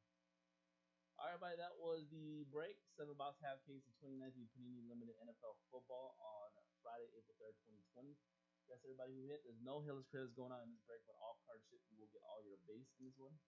NT National Treasures Football, pick your team number 12 is next. And then after that, we'll get into some more brand new select hybrid basketball. Have a good rest of your weekend, guys. Take care. Be safe. All right, let me go put away this limited break, and then we'll get right into NT.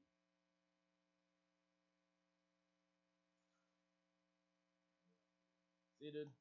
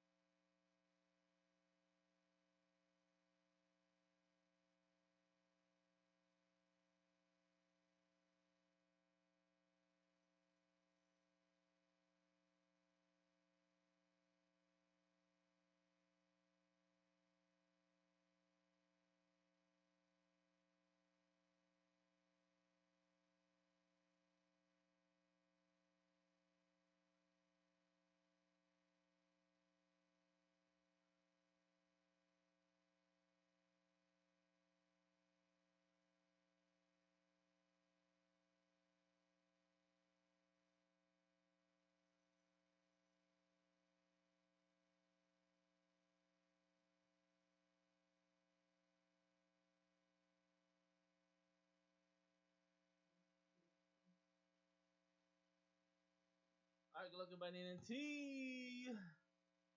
Back at it.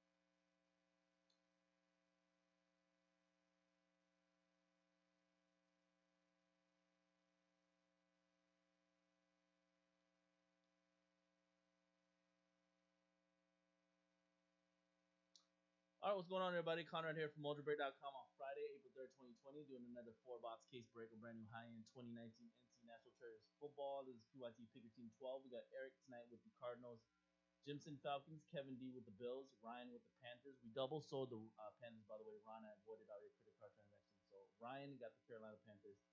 Mike T, Bears, Packers, and Saints. Only Mason, Bengals. Moreno with the Browns. Allen with the Cowboys, Chiefs. SR, Andrew with the Bronco Ravens. AJ Lions, John J. Peter, Texans. Stephen Oaks with the Colts. Keaton with the Jaguars. Eson, Chargers. Timmy with the Rams. Moreno with the Moreno J.R. Raimondo with the Raymond with the Dolphins and Jets. STODS with the Vikings. King Castle Patriots. D Money with the Giants. Luis got the Raiders. AO with the Eagles. D Chan Steelers. DC Hydroponic Niners. Groshman with the Seahawks. Jimson Buccaneers. David B got the Tennessee Titans. And Neil O got the Redskins.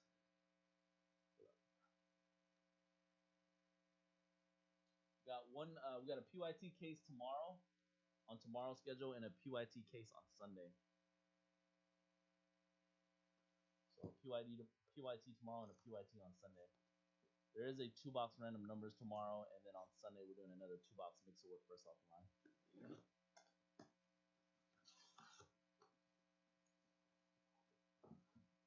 Brand new select hybrid basketball is next. I think that's what's next on the schedule. Yeah. Look.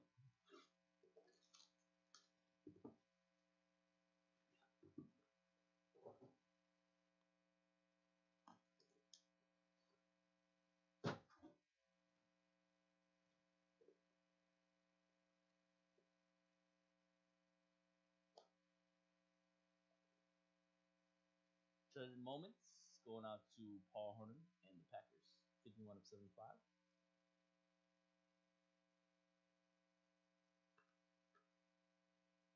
Mike Evans, 22 out of 50, purple parallel for Tampa.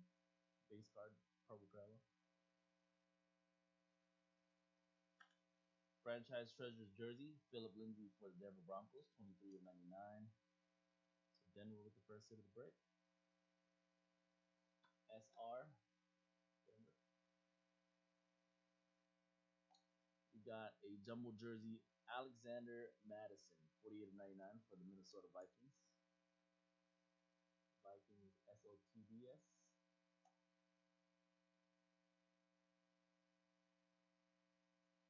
Sunday Treasures, double window jersey for the Giants of Saquon, 78 of 99. Giants is D-Money.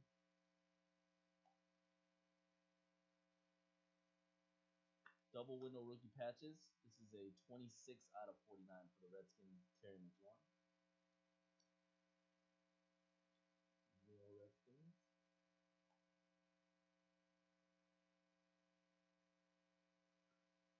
Rookie auto, Antoine Wesley for Baltimore, 63 out of 99. Antoine Wesley. Baltimore, Sean. Crossover rookie patch auto 2009 design for Chicago Bears. Riley Ridley 80 of 99 crossover RPA. Chicago Bears. Mike T.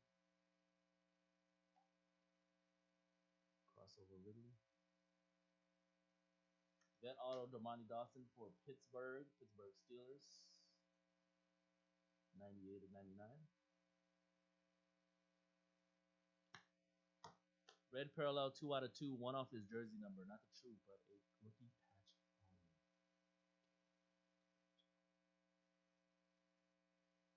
Kyler.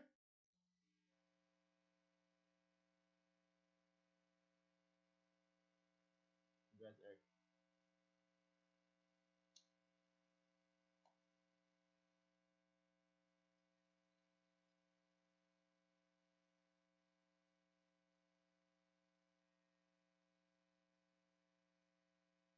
I'm gonna put that in the mag for you. I just gotta go find one. These are like a 180 point. Top loaded for you for now.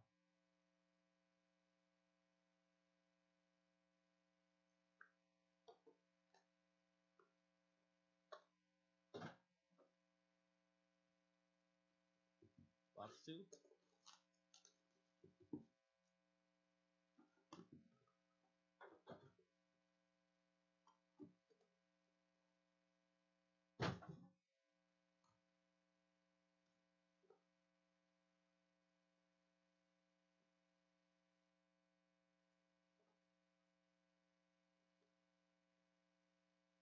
Treasure Moments, Joe Namath. Jets, 7 out of 75.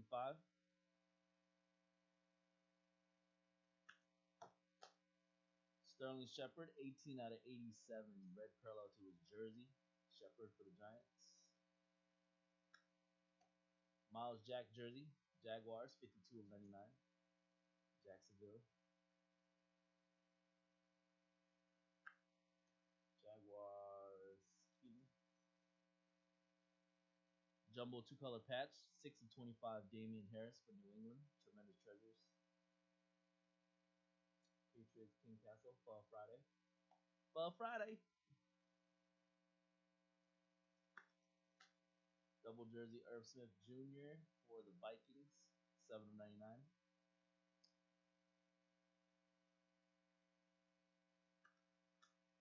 Quad jersey for the LA Rams. This has Jared Goff, Brandon Cooks to 99. Darrell Henderson and Cooper Kupp.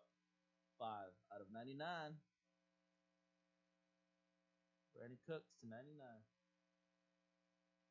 Timmy.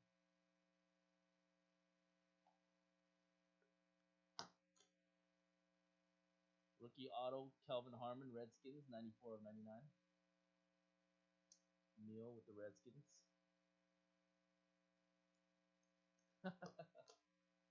Jumbo rookie patch auto, also for the Redskins, Terry McLaurin, 78 of 99.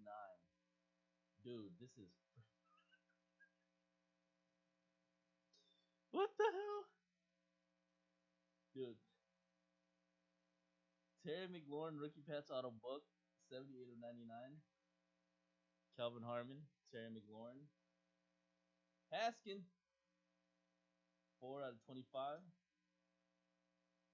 McLaurin.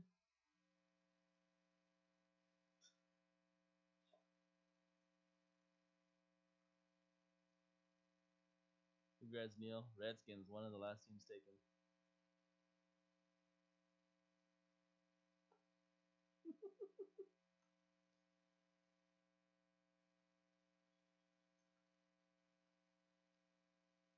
That's a Gary Payton. Shoe came up.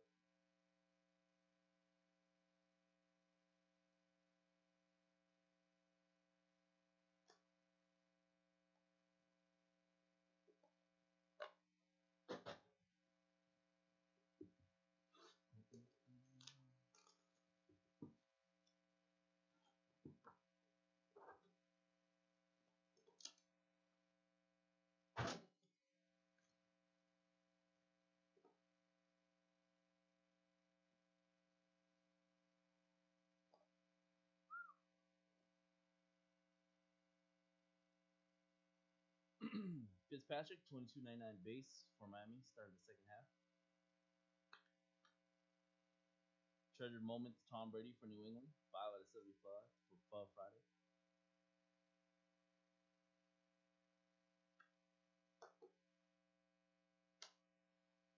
Jersey of Anthony Miller, 64.99 for the Bears.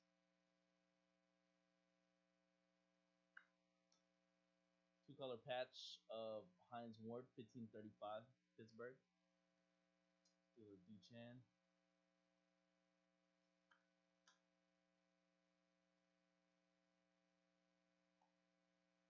Jersey for the Chargers, Melvin Gordon, 80 out of 99. San Diego.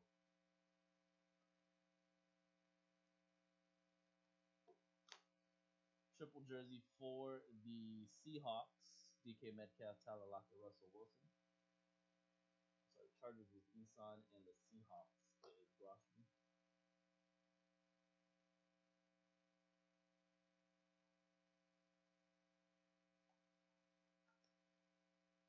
Rookie jersey auto, Andy Isabella, 10 of 49, Cardinals.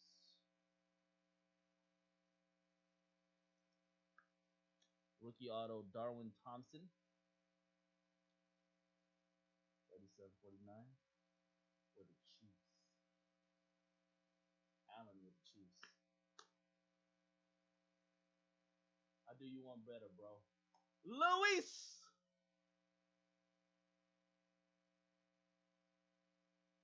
Bo knows. 9 out of 10.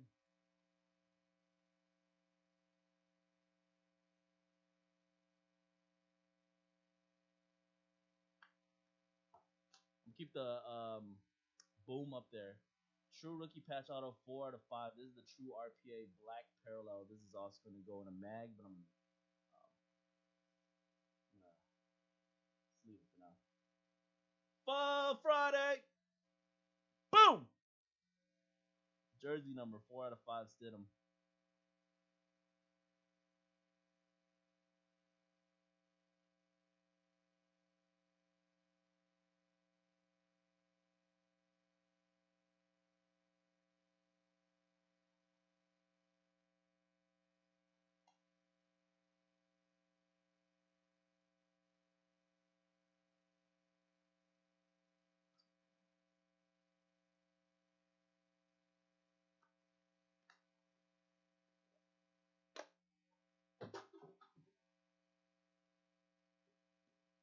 All right, last box. Good luck.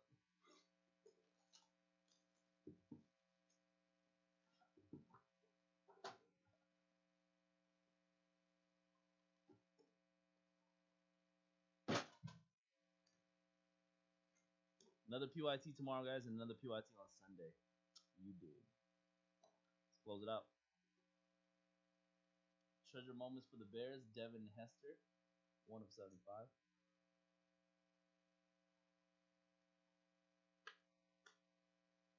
Juju Smith, the red parallel, 6 out of 19.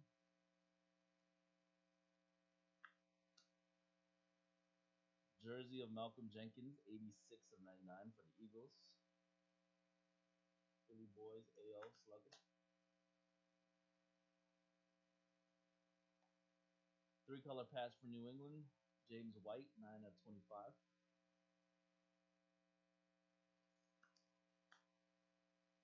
Jersey for Carolina, Curtis Samuel, 50 of 99.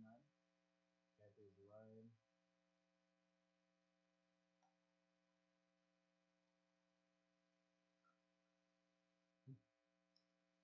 Tyler double jersey for Cardinals, 93 of 99. Eric hit the 101 of this card the other day. 101 patches. Alright, we got Jawan Williams, gold parallel, 5 out of 10 rookie auto for New England. Jawan Williams. Crossover RPA, 2009 design. Going out to Carolina and Ryan. Will Greer. 98 of 99 Will Greer, 2-color patch. Little last team Mojo right here. This was the last team taken, very last team. Ryan Tannehill, 7 out of 7 for the Titans. And David. That boy got a lot of money, Ryan Tannehill. 7 out of 7. Tannehill auto. Doesn't sign a lot either. And we're gonna close it out with a true RPA going out to Mr. Allen and the Chiefs. True rookie patch auto 11.99. Nico Hardman. All right, everybody, that was the case. Congrats to everybody who hit. If your team went hitless, you didn't get an auto or a jersey. You'll get a $5 Hillis credit coupon. I'll send out to your Mojo account once I finish the next 3 breaks. Once I finish all the breaks tonight, I'll send out Hillis. That was PYT 12, 2019 NT National Predators football. Appreciate you guys. Stay safe. Have a good weekend. All right, select hybrid decks. Let me set up that random real quick.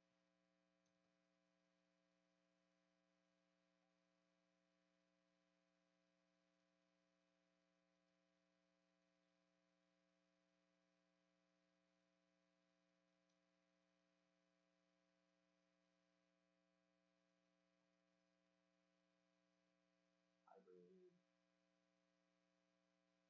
We're gonna do a hybrid flawless basketball and then close out the night with another 9-box Mojo mixer.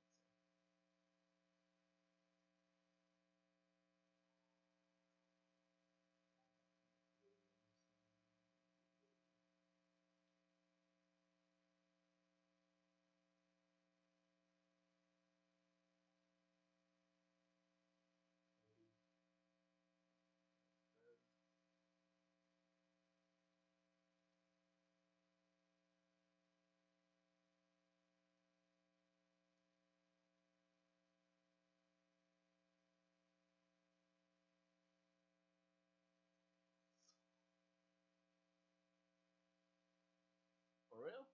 No problem, Luis.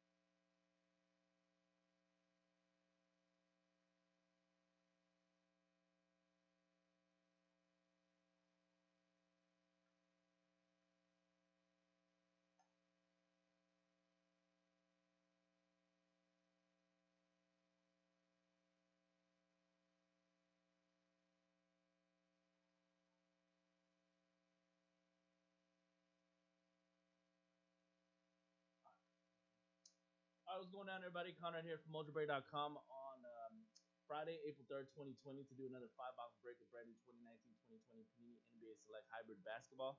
This is going to be the third random we're doing. Random teams number 3. Let's go to random.org to determine all your teams. Good luck. First, we're going to roll the virtual dice on random.org, see how many times we randomize. If we roll a snake eyes, it would have fought to 3 randoms. And we're going to go 7 times, 4, 3, 7. All teams in 30 spots total. We're going to go 7 times for your teams. 1, 2, 3, 4, 5, 6, and 7. Got the Orlando Magic down to the Nuggets.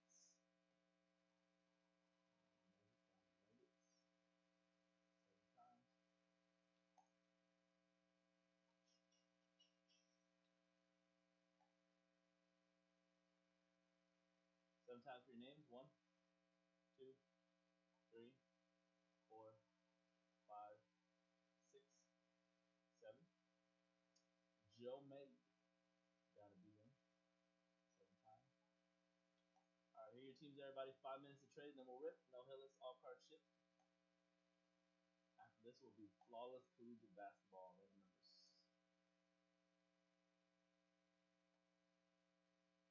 Kelly Pels tonight.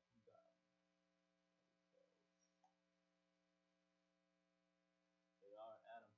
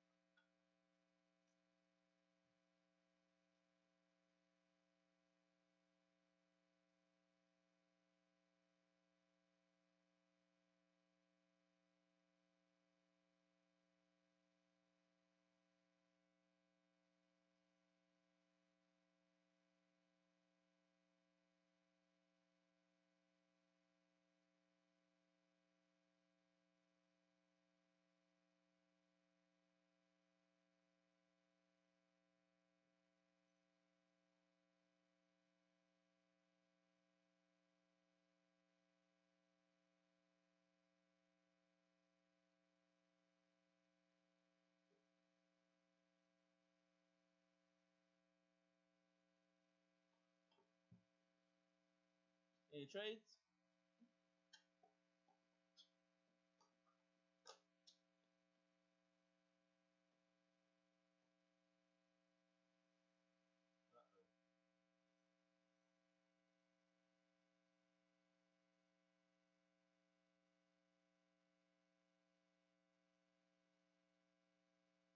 Let's get it.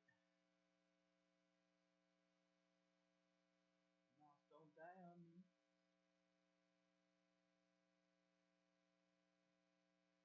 Alright, what's going on, everybody?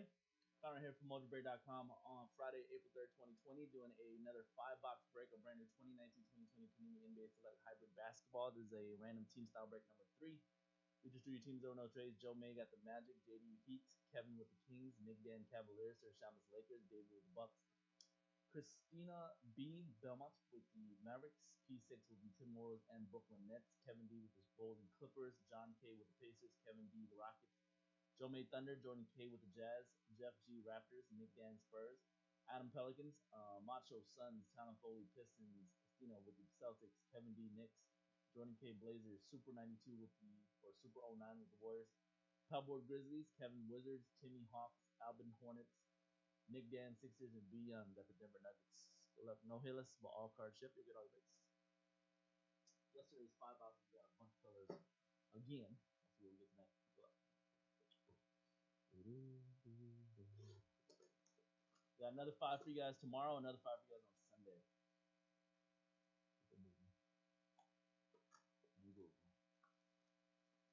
Flawless Random Numbers Basketball is next. Alright, pack 1. Kevin Porter.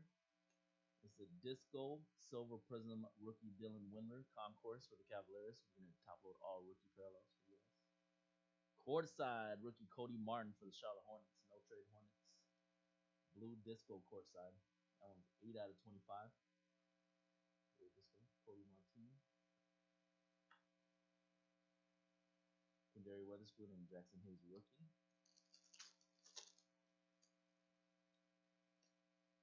There's a Silver Prism rookie courtside or concourse Darius Garland, not courtside.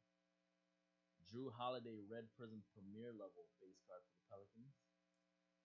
That one is 34 out of 49 Premier Level. Red Prism.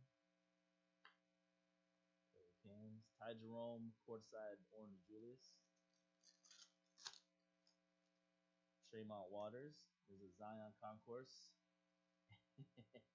And even better, that's kind of a boom, but the next one is pretty much a boom. Congrats, Pelicans. 400. Silver Prism Adam Pelicans.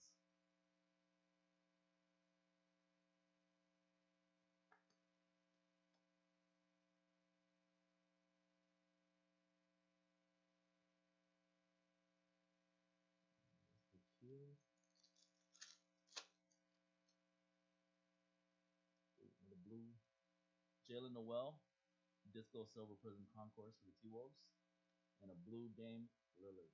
Portland. You're welcome, madam. 17 of 25.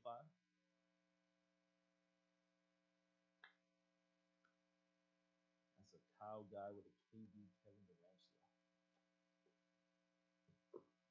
Box 2.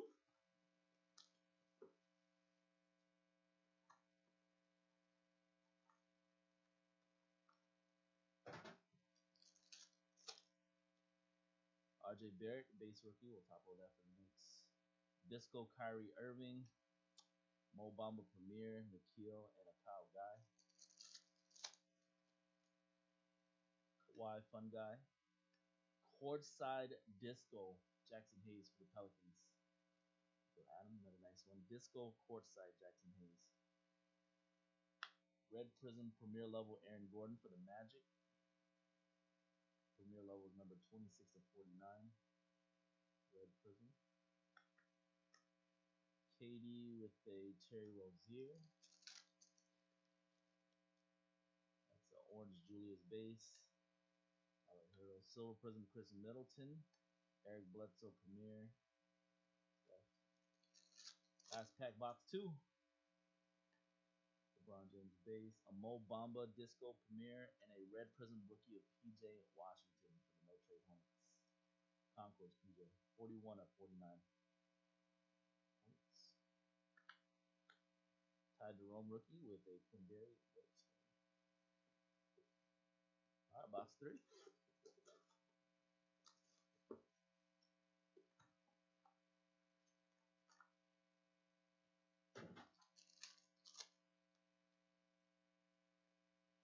Silver Prism rookie Jackson Hayes. DeAndre Hunter, Premier Level rookie base. Courtside Kawhi. Bobo. Courtside Bobo Disco for the Denver Nuggets. Courtside Silver Prism Disco. Going out to Denver, Beyond.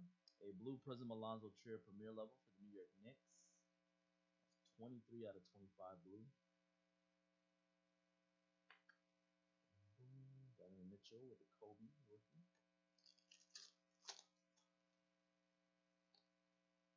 Disco Cameron Johnson, Silver Prism Concourse. Nice Premier Level Luka, second year Premier Level. Dumbuya. Silver Courtside Rookie for the Warriors, Eric Pascal, Golden State. Silver Prism Courtside. Could be worth a ton next year when he wins the championship. Red Prism Courtside, rookie Dylan Windler for the Cavaliers. Nice Courtside Cavaliers. Red, 23 out of 49. That's an eBay 101 because LeBron James' jersey number is 23, and LeBron is the only player in Cavaliers history to take them to a championship. That's eBay 101. 23 out of 49.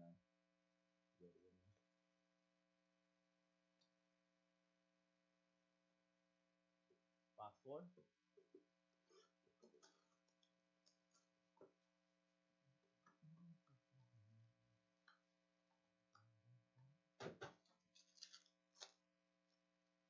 James Harden.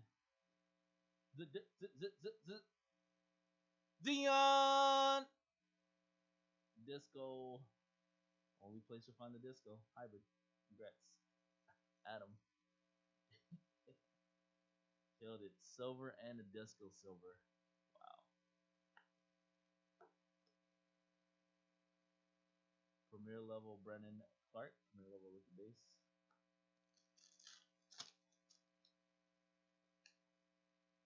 Silver Eric Pascal for the Warriors, and a Blue Prism Premier Kyle Kuzma for the Lake Show. 625 blue.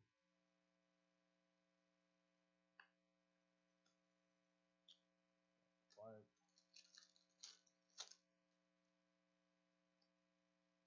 Tremont Waters, Silver Prism Disco, and a courtside Sekou Doumbouya Pistons. Doumbouya, 27 to 49 red courtside. Red Prism courtside. Detroit, Talon Foley. Donovan Mitchell, Kobe White base. Silver, Victor Oladipo, and Ben Simmons. Closing on box 4. Last box of the break.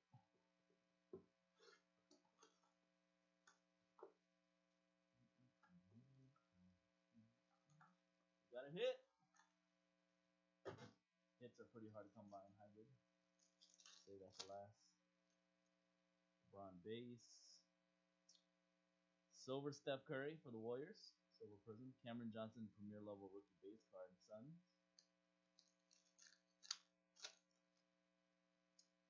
Hero, RJ Barrett. There's a nice disco Steph Curry to go with the silver one just hit. And a gold! Jared Culver Rookie Premier. P6, congrats. Jared Culver Premier Level Gold Prism. 9 out of 10 on your gold. P6 with the T-Wolves.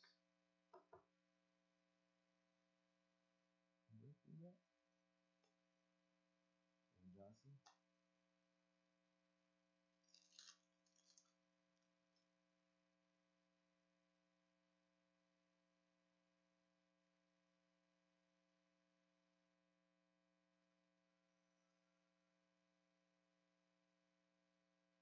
Wow, 2 golds and a hit in this box. Crazy stuff. Jackson Hayes Disco, silver, and gold. Ty Jerome courtside for Phoenix. We get the jersey number 10 out of 10. 1 out of 10. Second best from the 10-10. First one's dead. That's Phoenix. That's Macho. Got the Suns. Courtside gold. Let's see what the hit is. Probably going to be another gold. Or something low number, I bet. Good luck. It's going to be most likely a rookie patch auto. First one I hit was rookie patch auto Windbreak, number 10 gold. I think it was yesterday. Let's see. Disco Nikhil for the Pelicans. Good luck, everybody. That's a courtside top of fall. And it is 1 out of 25. Cody Martin. Rookie patch auto. Cody Martin to 25. 2 RPA Disco silver. First one's that, 125. No trade Hornets. Albin. Did pretty well actually, the Hornets. Alright, everybody, that was the break. Another 5 boxes of brand new 1920 Select Basketball Hybrid Edition. No Hillis credits going on in this one, but all card ship, you'll get all your base. We are going to be doing another 5 boxes of that tomorrow, as well as a 16-box shiny mixer. So check that out. There's going to be a box of hybrid in the 16-box mixer. And then we're going to do another 5 boxes of hybrid on Sunday as well. So 5 tomorrow and 5 on Sunday. Appreciate you guys. Take care. Stay safe.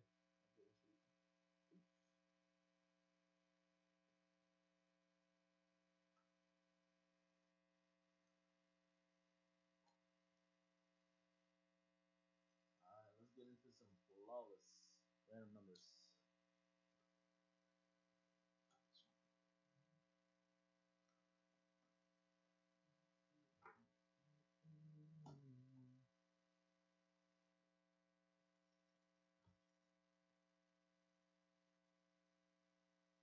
Let me go put away this hybrid real quick. And then we'll get into flawless.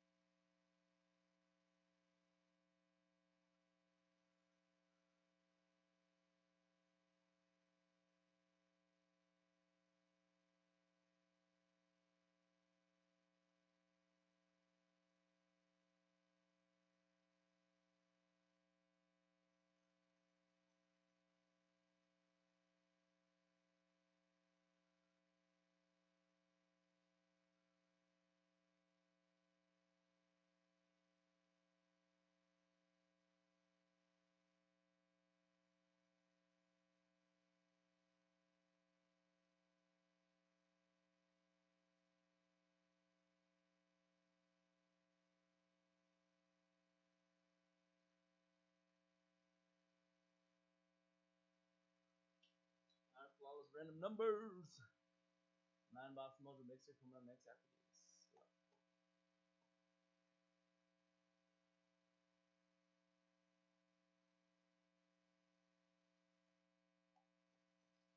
What's going down, everybody? Connor here from Mojobreak.com on Friday, April 3rd, 2020, doing another single briefcase of high-end 1920 flawless collegiate basketball. This is a random left side serial number style break. Number 54. Let's go random door to determine all your numbers. Good luck. First, go roll the virtual dice. See how many times you randomize. Feel free to roll a snake eyes roll a 43 random. 7. All cards that flawless are numbered 25 or less. We're going to randomize your left side serial numbers 1 through 25 7 times. 1, 2, 3, 4, 5, 6, and 7. 9. That's 13. 9 out of 13. 7 times. Alright, now 7 times 3 names. 1, 2, 3, 4, 5, 6, and 7th final time. Let's look for your numbers. We have M. Caser, Josh G on the bottom, 7 times. Check out your number. M. Caser got the 9th spot, Ron 4, Jordan K 25, Michael 8, Dan 3 and 24, Jeff G 17, Luis, you got the 1 spot. Dan 20, Skyman 23, Brett with the 2 spot, Charles 19, Jordan K 11, Toys Rock 7, Tom's 14, B Sal 21, M Harris 16, Brett 5, McDan 10, Kale with the 6 spot, Tom's 22, Luis 18, Mike T 12, Mark 15, and Josh with the 13 spots.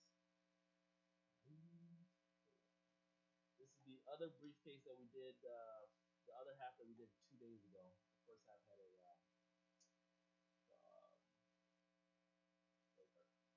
Grizzly jersey.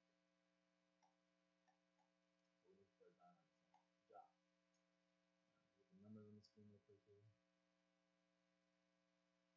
9-box Mojo Mixer is next.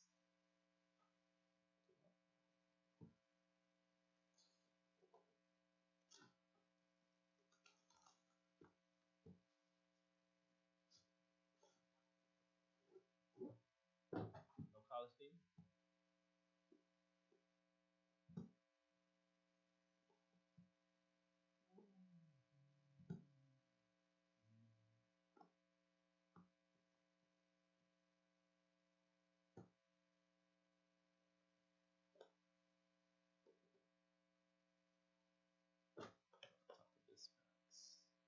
Alright, first up, JJ Redick.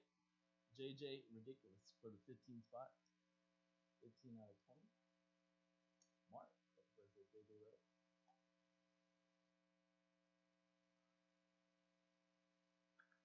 Patch Auto, De'Aaron Fox. That's for the 21 spot.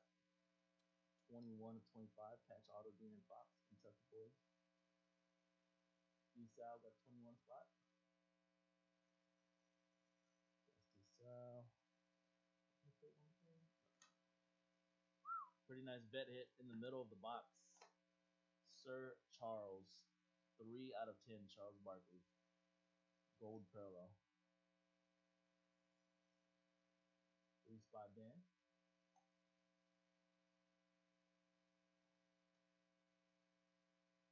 Rookie patch. 3 color for the 5 spot. Mikiadu Kamengeli. 5 out of 10. Kamengeli. Brett 5.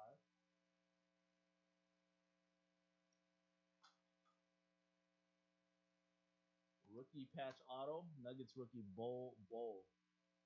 That one's going to the 1 spot. Cover 1 spot. Luis. Yes, Luis. Hey, keep this one away from lefty. 1. Final 4 patch. True RPA 101. Black parallel. Chuma Ofifi. Yeah, that's a crazy looking patch. Luis. Ofifi.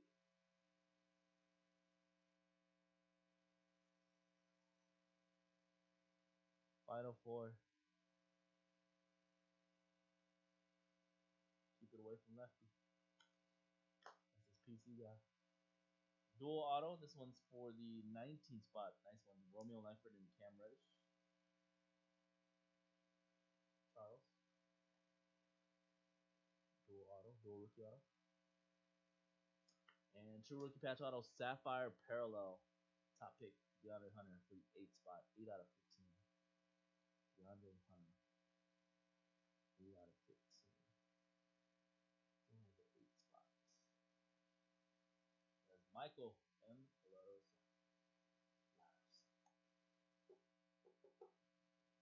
8 of 15, DeAndre Hunter.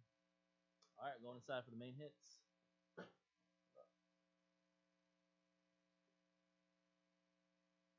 Alright, first up we got a Ruby Red encased Ruby Gem rookie auto for the 20 spot. Nasir Little. Dan 20. Encased Diamond rookie auto Rui Hachimura back to the 15 spot. 15 to 25. Mark, congratulations, Mark. 15 to 25 Hachimura. And last hit, it is not Zion, but it is his partner in crime. Emerald 5 out of 5 RJB. Congrats, 5 spot. Emerald Green Gold Duke rookie patch auto of RJ Barrett. 5-5. That's Brett. Congrats, Brett. Oh, that's actually I didn't notice that. That was a jersey number bonus boom. Collegiate jersey number. 5-5 RJ Barrett. That's an eBay 1 of 1 of 1 of 1 of 1 of 1 because there's 3 5s on there on the card. Congrats, Brett. Alright, congrats to everybody who hit. Nothing to randomize from the case. Appreciate you guys, as always. Congrats to everybody who hit. No Hills crits. We'll probably have some more flawless random numbers soon. None planned for this weekend, so maybe next week. Alright. Everybody stay safe, take care. That's Luis. Pretty good there, everybody. See you. 9-box mixer up next.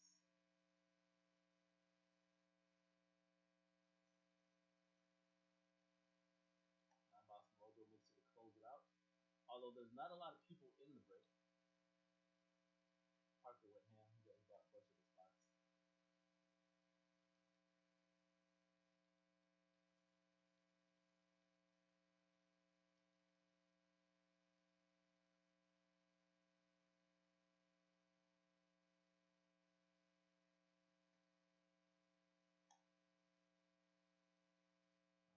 Alright, 9-box mixer coming up.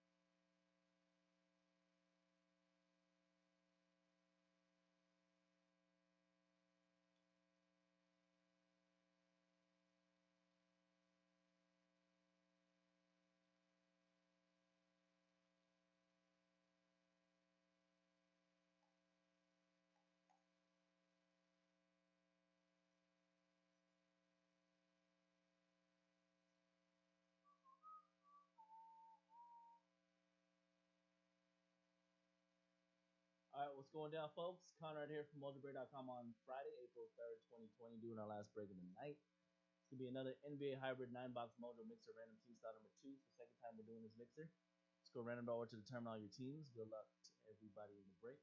First, we're going to roll the virtual dice on random.org. How many times you randomize if you roll a snake as would have fought 3 randoms. We'll go 6 times, 4, 2, 6. Alright. 30 spots, all teams in. We're going to go 6 times for your teams. 1, 2, 3, 4, 5, and 6. That's Boston down to the Clippers. 6 times. Celtics to Clippers. Alright, and now 6 times in the random for your names.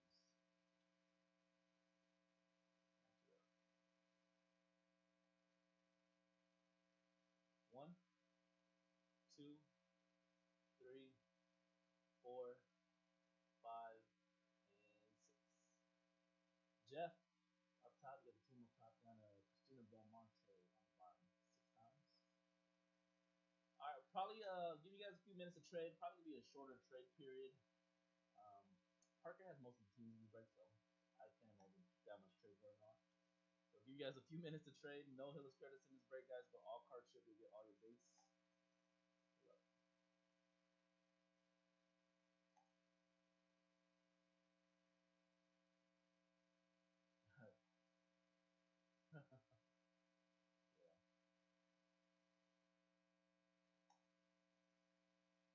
We do have a 16-box shiny mixer tomorrow on tomorrow's schedule, guys.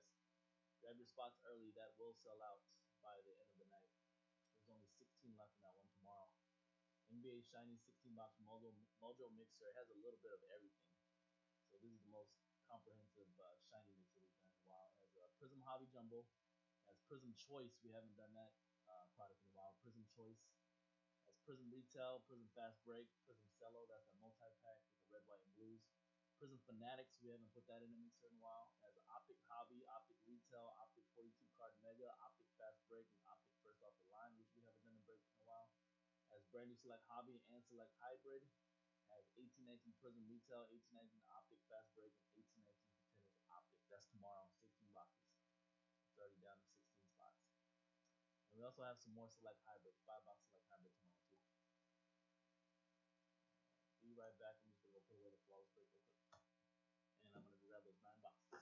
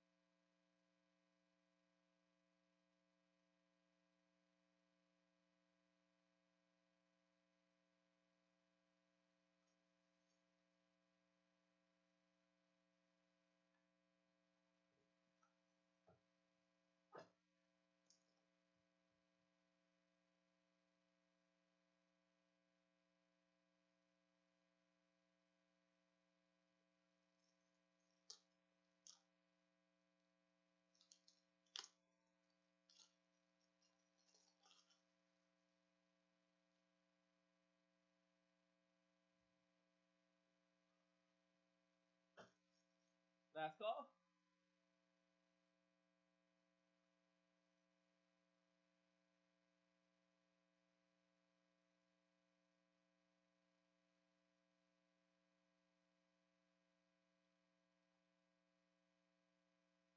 Call for Joe.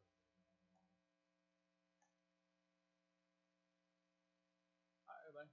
Good luck. What's going down, everybody? Conrad here from Mojobreak.com on Friday, April 3rd, 2020, doing the last break of the night. This is our NBA Hybrid 9-box Mojo Mixer, random team style number 2.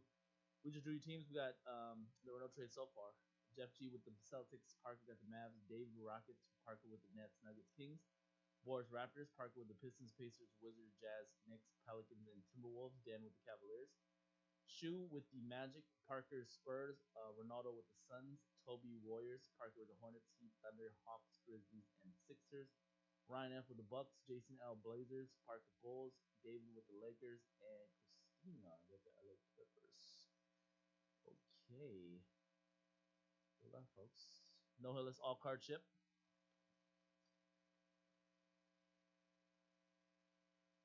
Yeah, nothing trade. So let's get to it. Start with the 42 card mega. Like I was saying earlier, we do have a 16-box shiny mixer tomorrow. A whole lot of Prism Optic and Select in that one. Good mix. 16 boxes tomorrow. And on Sunday, we're going to do this mixer again on Sunday. A little bit different. Instead of the mega, it's going to be Optic Retail instead of the 42 card mega.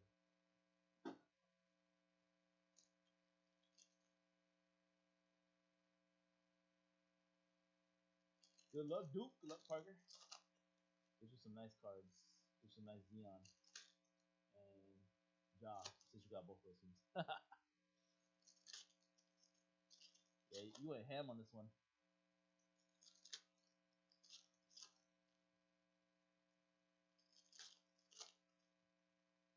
Let's get some nice parallels for you. I'm feeling it.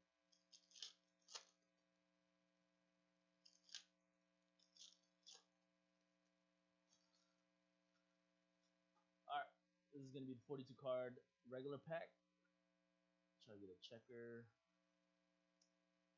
Winner stays Dirk Nowitzki hollow. Hollow silver, Grant Williams for the Celtics. There you go, Jeff. Nice start for you. Hollow silver, Grant Williams, rated rookie.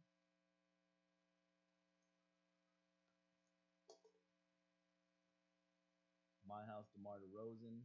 Hollow silver, Devin Booker. Splash. Let's check out the Hyper Pink packs.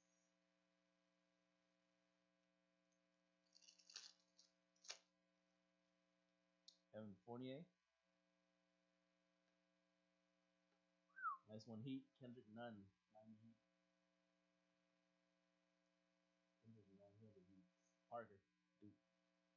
Kendrick Nunn, Hyper Pink hollow.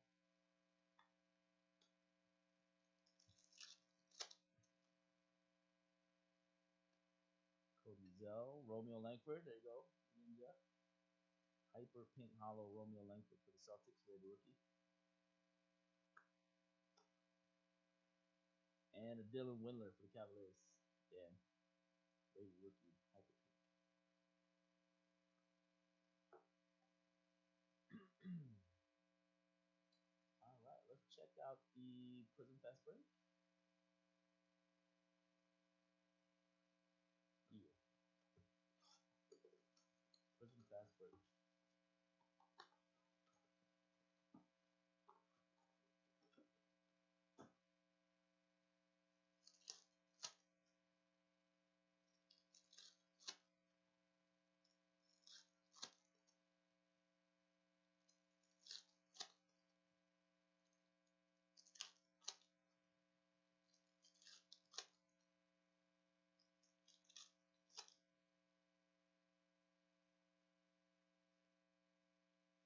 Might move this so much.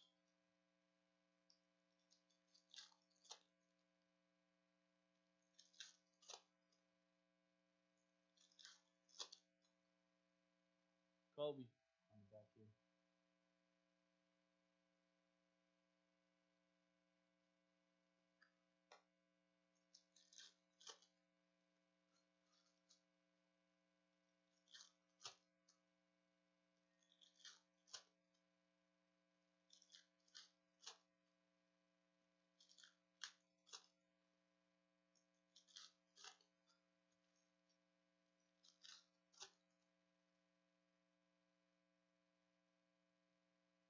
Alright, so with a purple disco prism, Isaiah Thomas for the Pistons. Purple disco prism. 14 of 75 Isaiah for Detroit.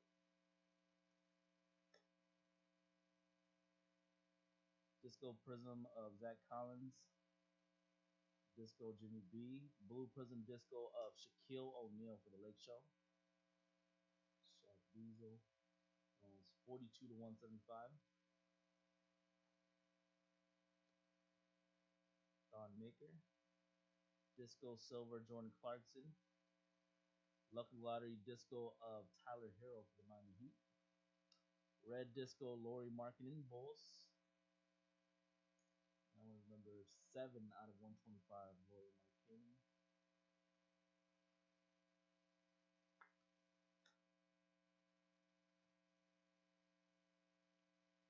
Silver disco Ersan Ilyasova. Silver disco Penny Hardaway for the Magic. Little Penny.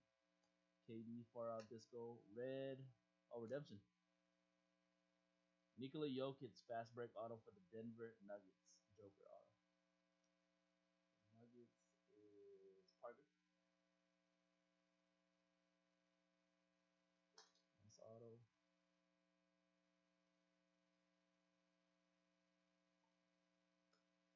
Red Prism Terrence Ferguson for the Thunder.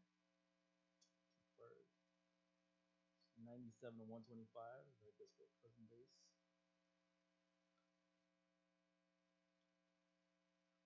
Nice. Silver Prism Disco base. Jarrett Culver from Minnesota. T-Wolves Parker. What is it actually though? Hits it.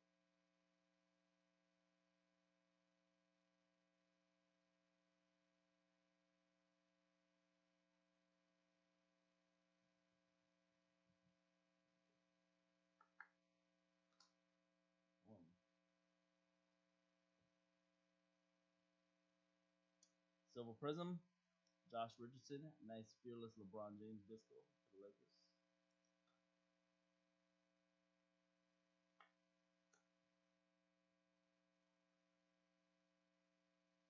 Silver rookie Daniel Gafford, silver disco rookie Daniel Gafford for the Bulls.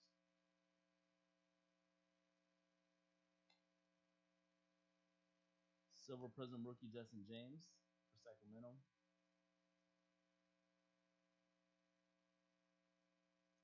Kings Parker. Lucky Lottery Disco Jarrett Culver for the T-Wolves. Blue Prism Zach Collins for the Portland Trailblazers. 103 to 175.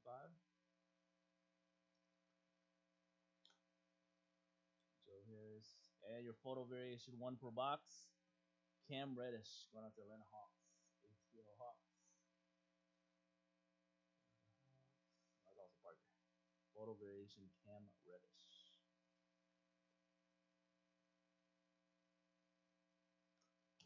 Base, Joker, Fireworks.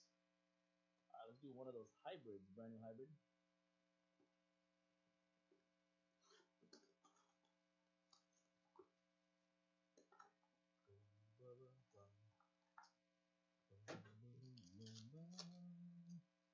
Here we go, baby. Let's go.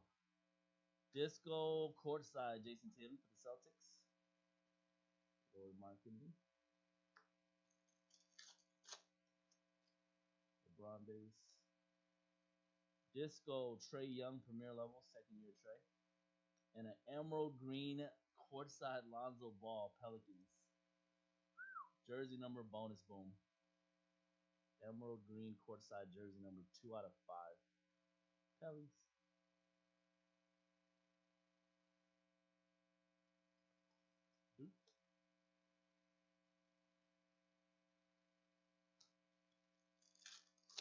Jersey number bonus.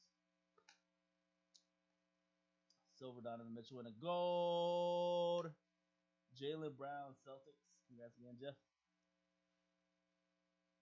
Gold Prism, that's 3 out of 10. Not quite the jersey. Premier level Jaylen Brown.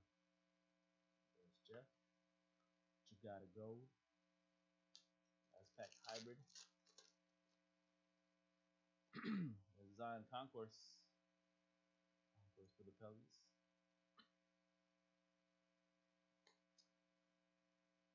Disco Romeo Langford, Concourse for the Celtics. Lucas Samanic, and a courtside CP3. Gold and green in that box of hybrid. Let's do Optic Fast Break.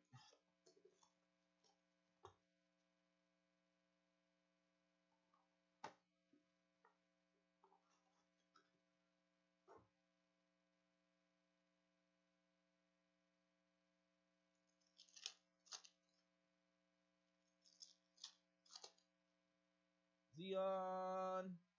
Great rookie. Should be a John Morant with that too. Coming up.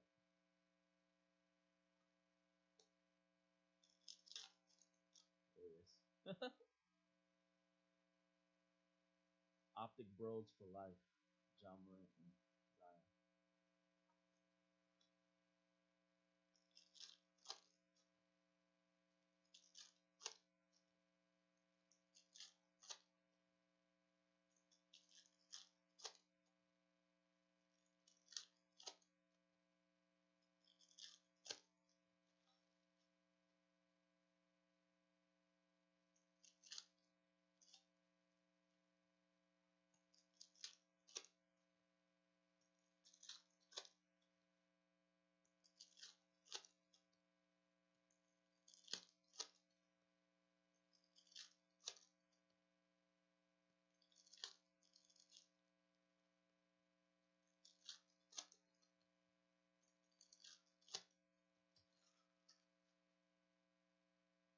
Alright, this is Optic Fast Break.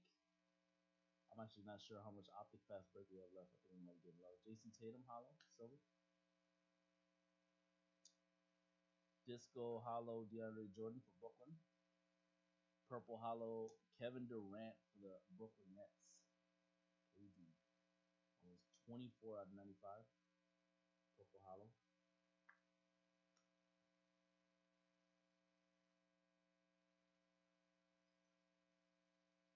Auto, Jerry West from the Lakers. Veteran auto for the LA Lake Show. Lakers, David. Logo man, Jerry West. Eric Bledsoe. Jay Crowd. Hollow Disco, Isaiah Robbie for the Mavericks. Very rookie.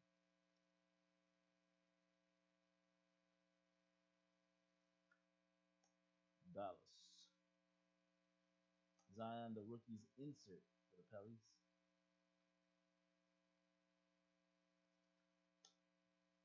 Blue Disco Hollow. Kyrie Irving. Let's go with the KD for Brooklyn. The blue refractor, 45 out of 50.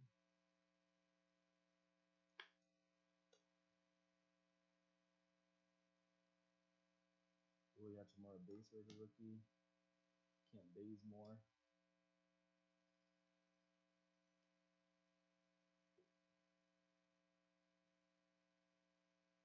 Hero. Danny Green. Red Disco rookie. Kevin Porter for the Cavaliers. Again. Kevin Porter. 59 out of 85. JPJ.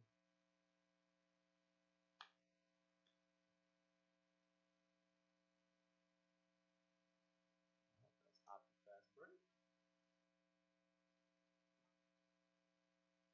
Let's get into regular select. Hobby.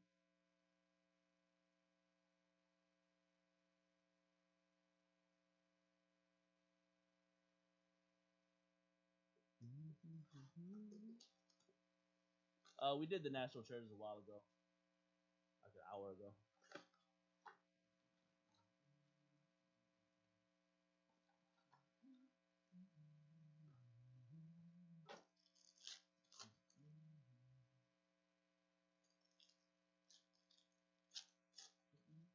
John Morant Concourse.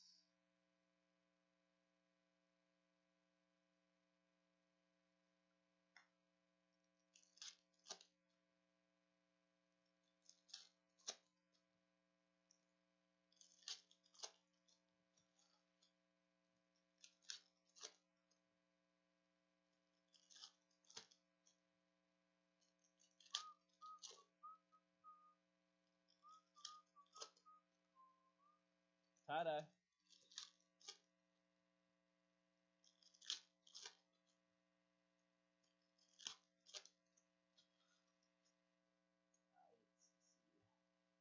Tie-dye in here. Red Prism, very nice. Chicago, Kobe White. Concourse Red Prism. Kobe for the Bulls. That one is 64 out of 199. Kobe. Tie-dye, Darius Bazley, 1 of 25. Tie-dye rookie patch for the Thunder. Oklahoma City, Duke.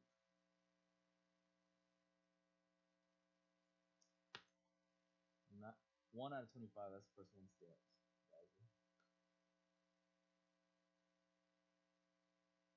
Joel Embiid. Tricolor Brandon Ingram, Premier level. Silver Prism, Premier level Kobe White for the Bulls.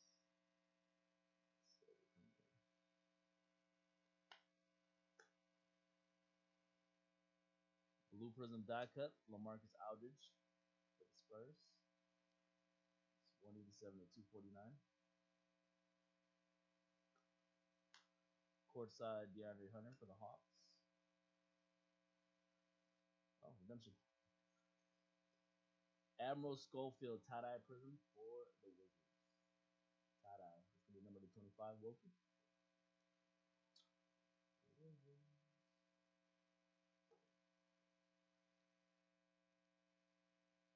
on-card rookie auto tie-dye prism parallel. Alright. Joel Embiid tricolor and a tie-dye. Jared Culver courtside tie-dye prism for the Kings. Duke. 1825. Couple of nice Culvers. Courtside tie-dye prism.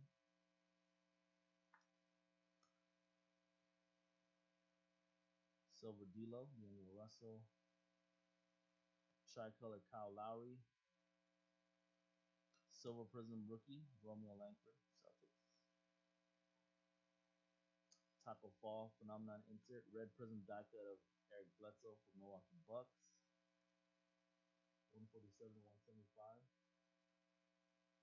Milwaukee Bucks Ryan. Courtside rookie of Kevin Porter for the Cavs.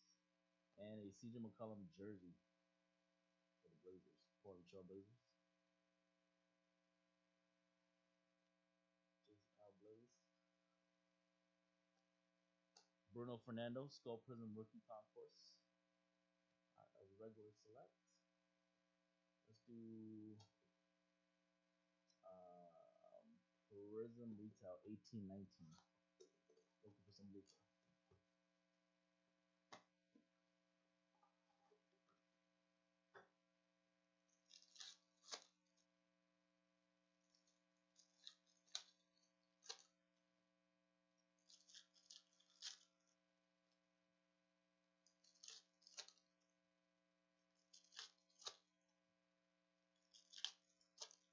My God.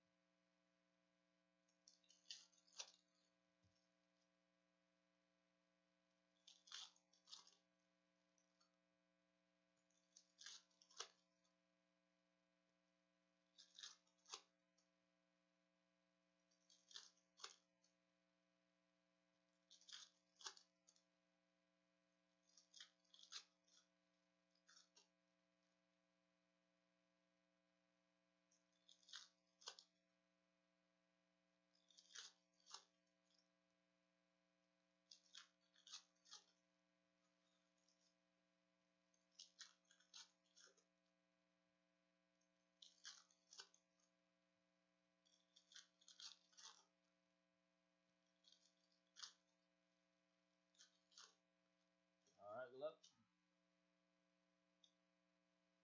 1819 retail. Red Wave, Collie Stein. Silver Prism, DeAndre Jordan. Knox, Silver Hype Russell. Green, Jeremy Lin. Jaren Jackson. Silver Eric Gordon. Silver Joker.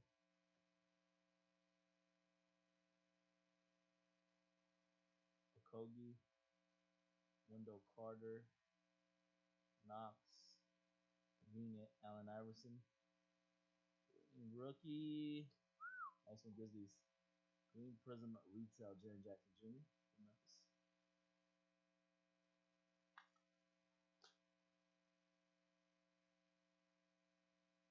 Silver. Bagley.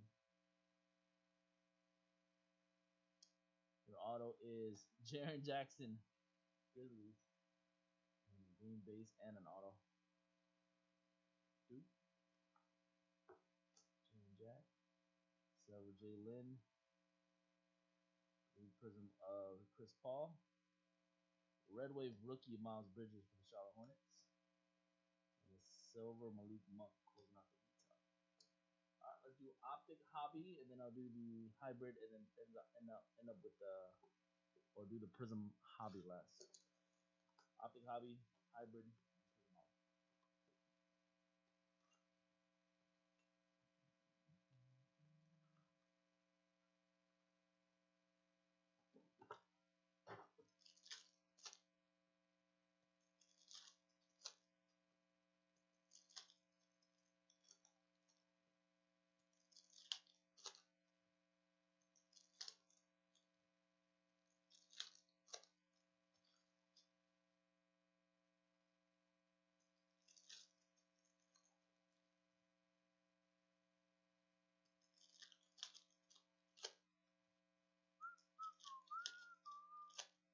Ooh, looks like we got a hollow auto, hollow silver.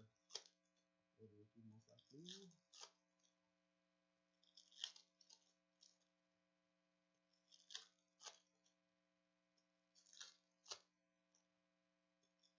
Can't.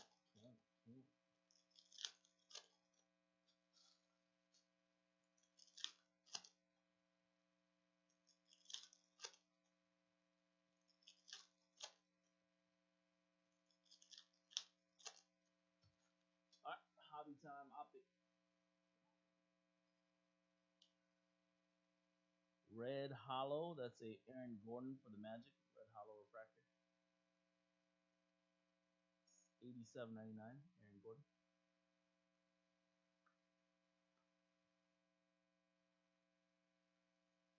Hollow Silver, Miami Tyler Hero. Hollow Silver rated rookie Hero.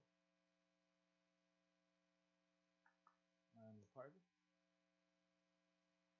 Hollow Silver All-Star Joker. Blue Hollow Dwayne Wade for the Miami Heat. All-Star insert. For the Heat. 9 out of 49. I think it was jersey number 9 when he was on the Cavaliers.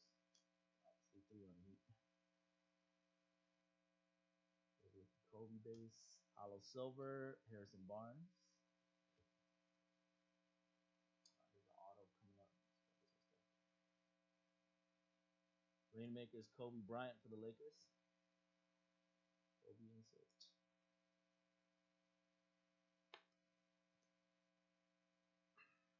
Peak Velocity, Kelly Olynyk. Peak Velocity SP for the Heat.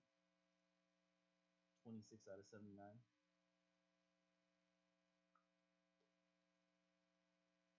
Orange Optic, fun guy Kawhi Leonard. For the Clippers, 26 of 199.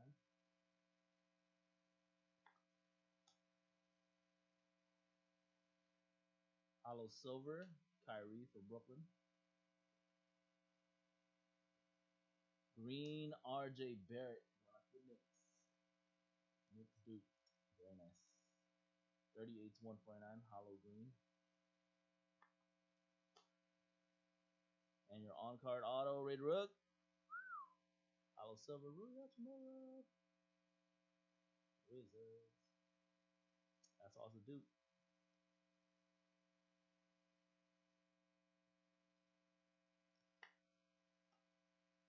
I put one of those hollow Hachimuras too on release in my personal box. It's dope. Hollow Silver, Paul George for the Clips. And hollow silver Rajon Rondo.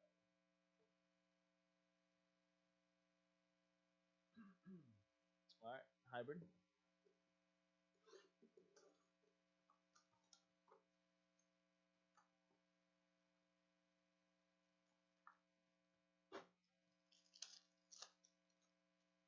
It's RJ base rookie. Binged up corner on this one though. Binged up left corner. Silver Cow guy and a emerald green. John Collins, premier level for the Hawks. ATL. Duke. 3 out of 5 emerald green John Collins.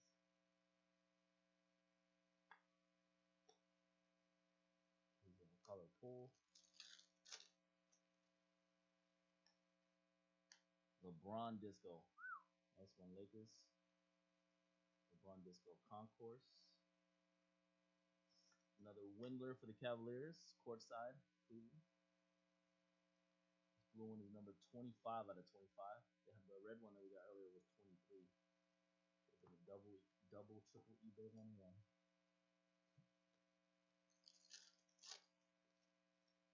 Julius Randle, Tyler Hero, Disco Julius Randle, Brook Lopez. Nice pack. Silver Kevin Durant. That's a Concourse KD. Guess they pulled out the second hybrid. All right, and the last box, Prism Hobby. Good luck. So tomorrow we got the 16-box shiny mixer, and then on Sunday we're gonna do another 9-box hybrid mixer on Sunday.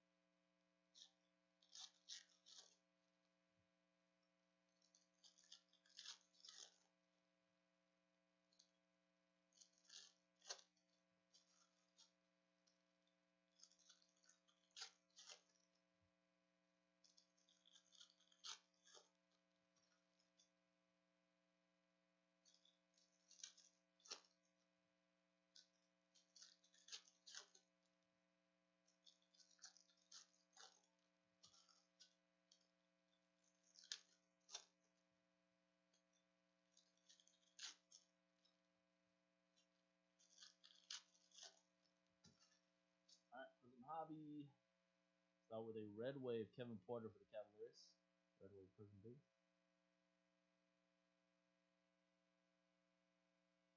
Orange Prism. Pretty tough to pull oranges. Pistol Pete for the Jazz. Orange Prism base for Utah. 16 out of 49 on orange. It's a hyper Kevin Porter to go with your red wave Cavaliers. Both will be top loaded. There's a silver Landry Shamet and Kevin Porter Jr. Silver Prism rookie auto Cavs. Damn. Silver Prism true rookie auto.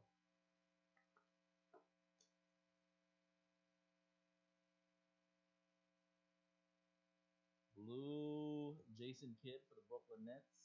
Blue Prism base. Numbered 138 to 199.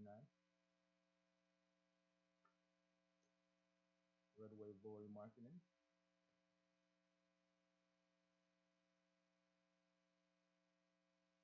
Purple Cracked Ice.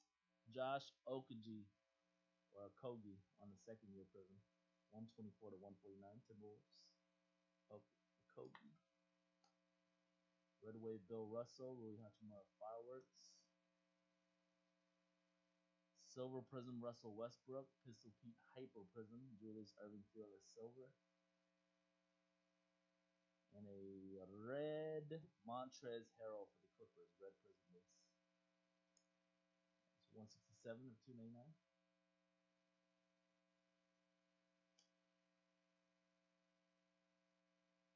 Alright, we got a silver. Dumboya. Pistons, Silver Prism rookie base.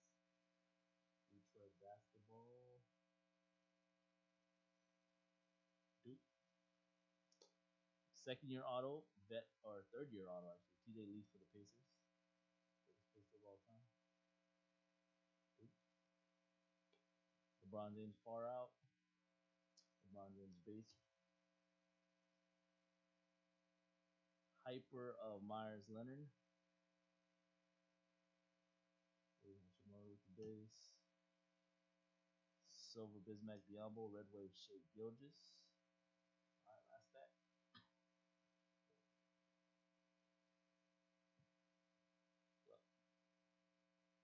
Closing out with a silver Torian Prince, Dwayne Bacon Hyper. RJ Barrett base rookie. Kelly's. Kelly's mix.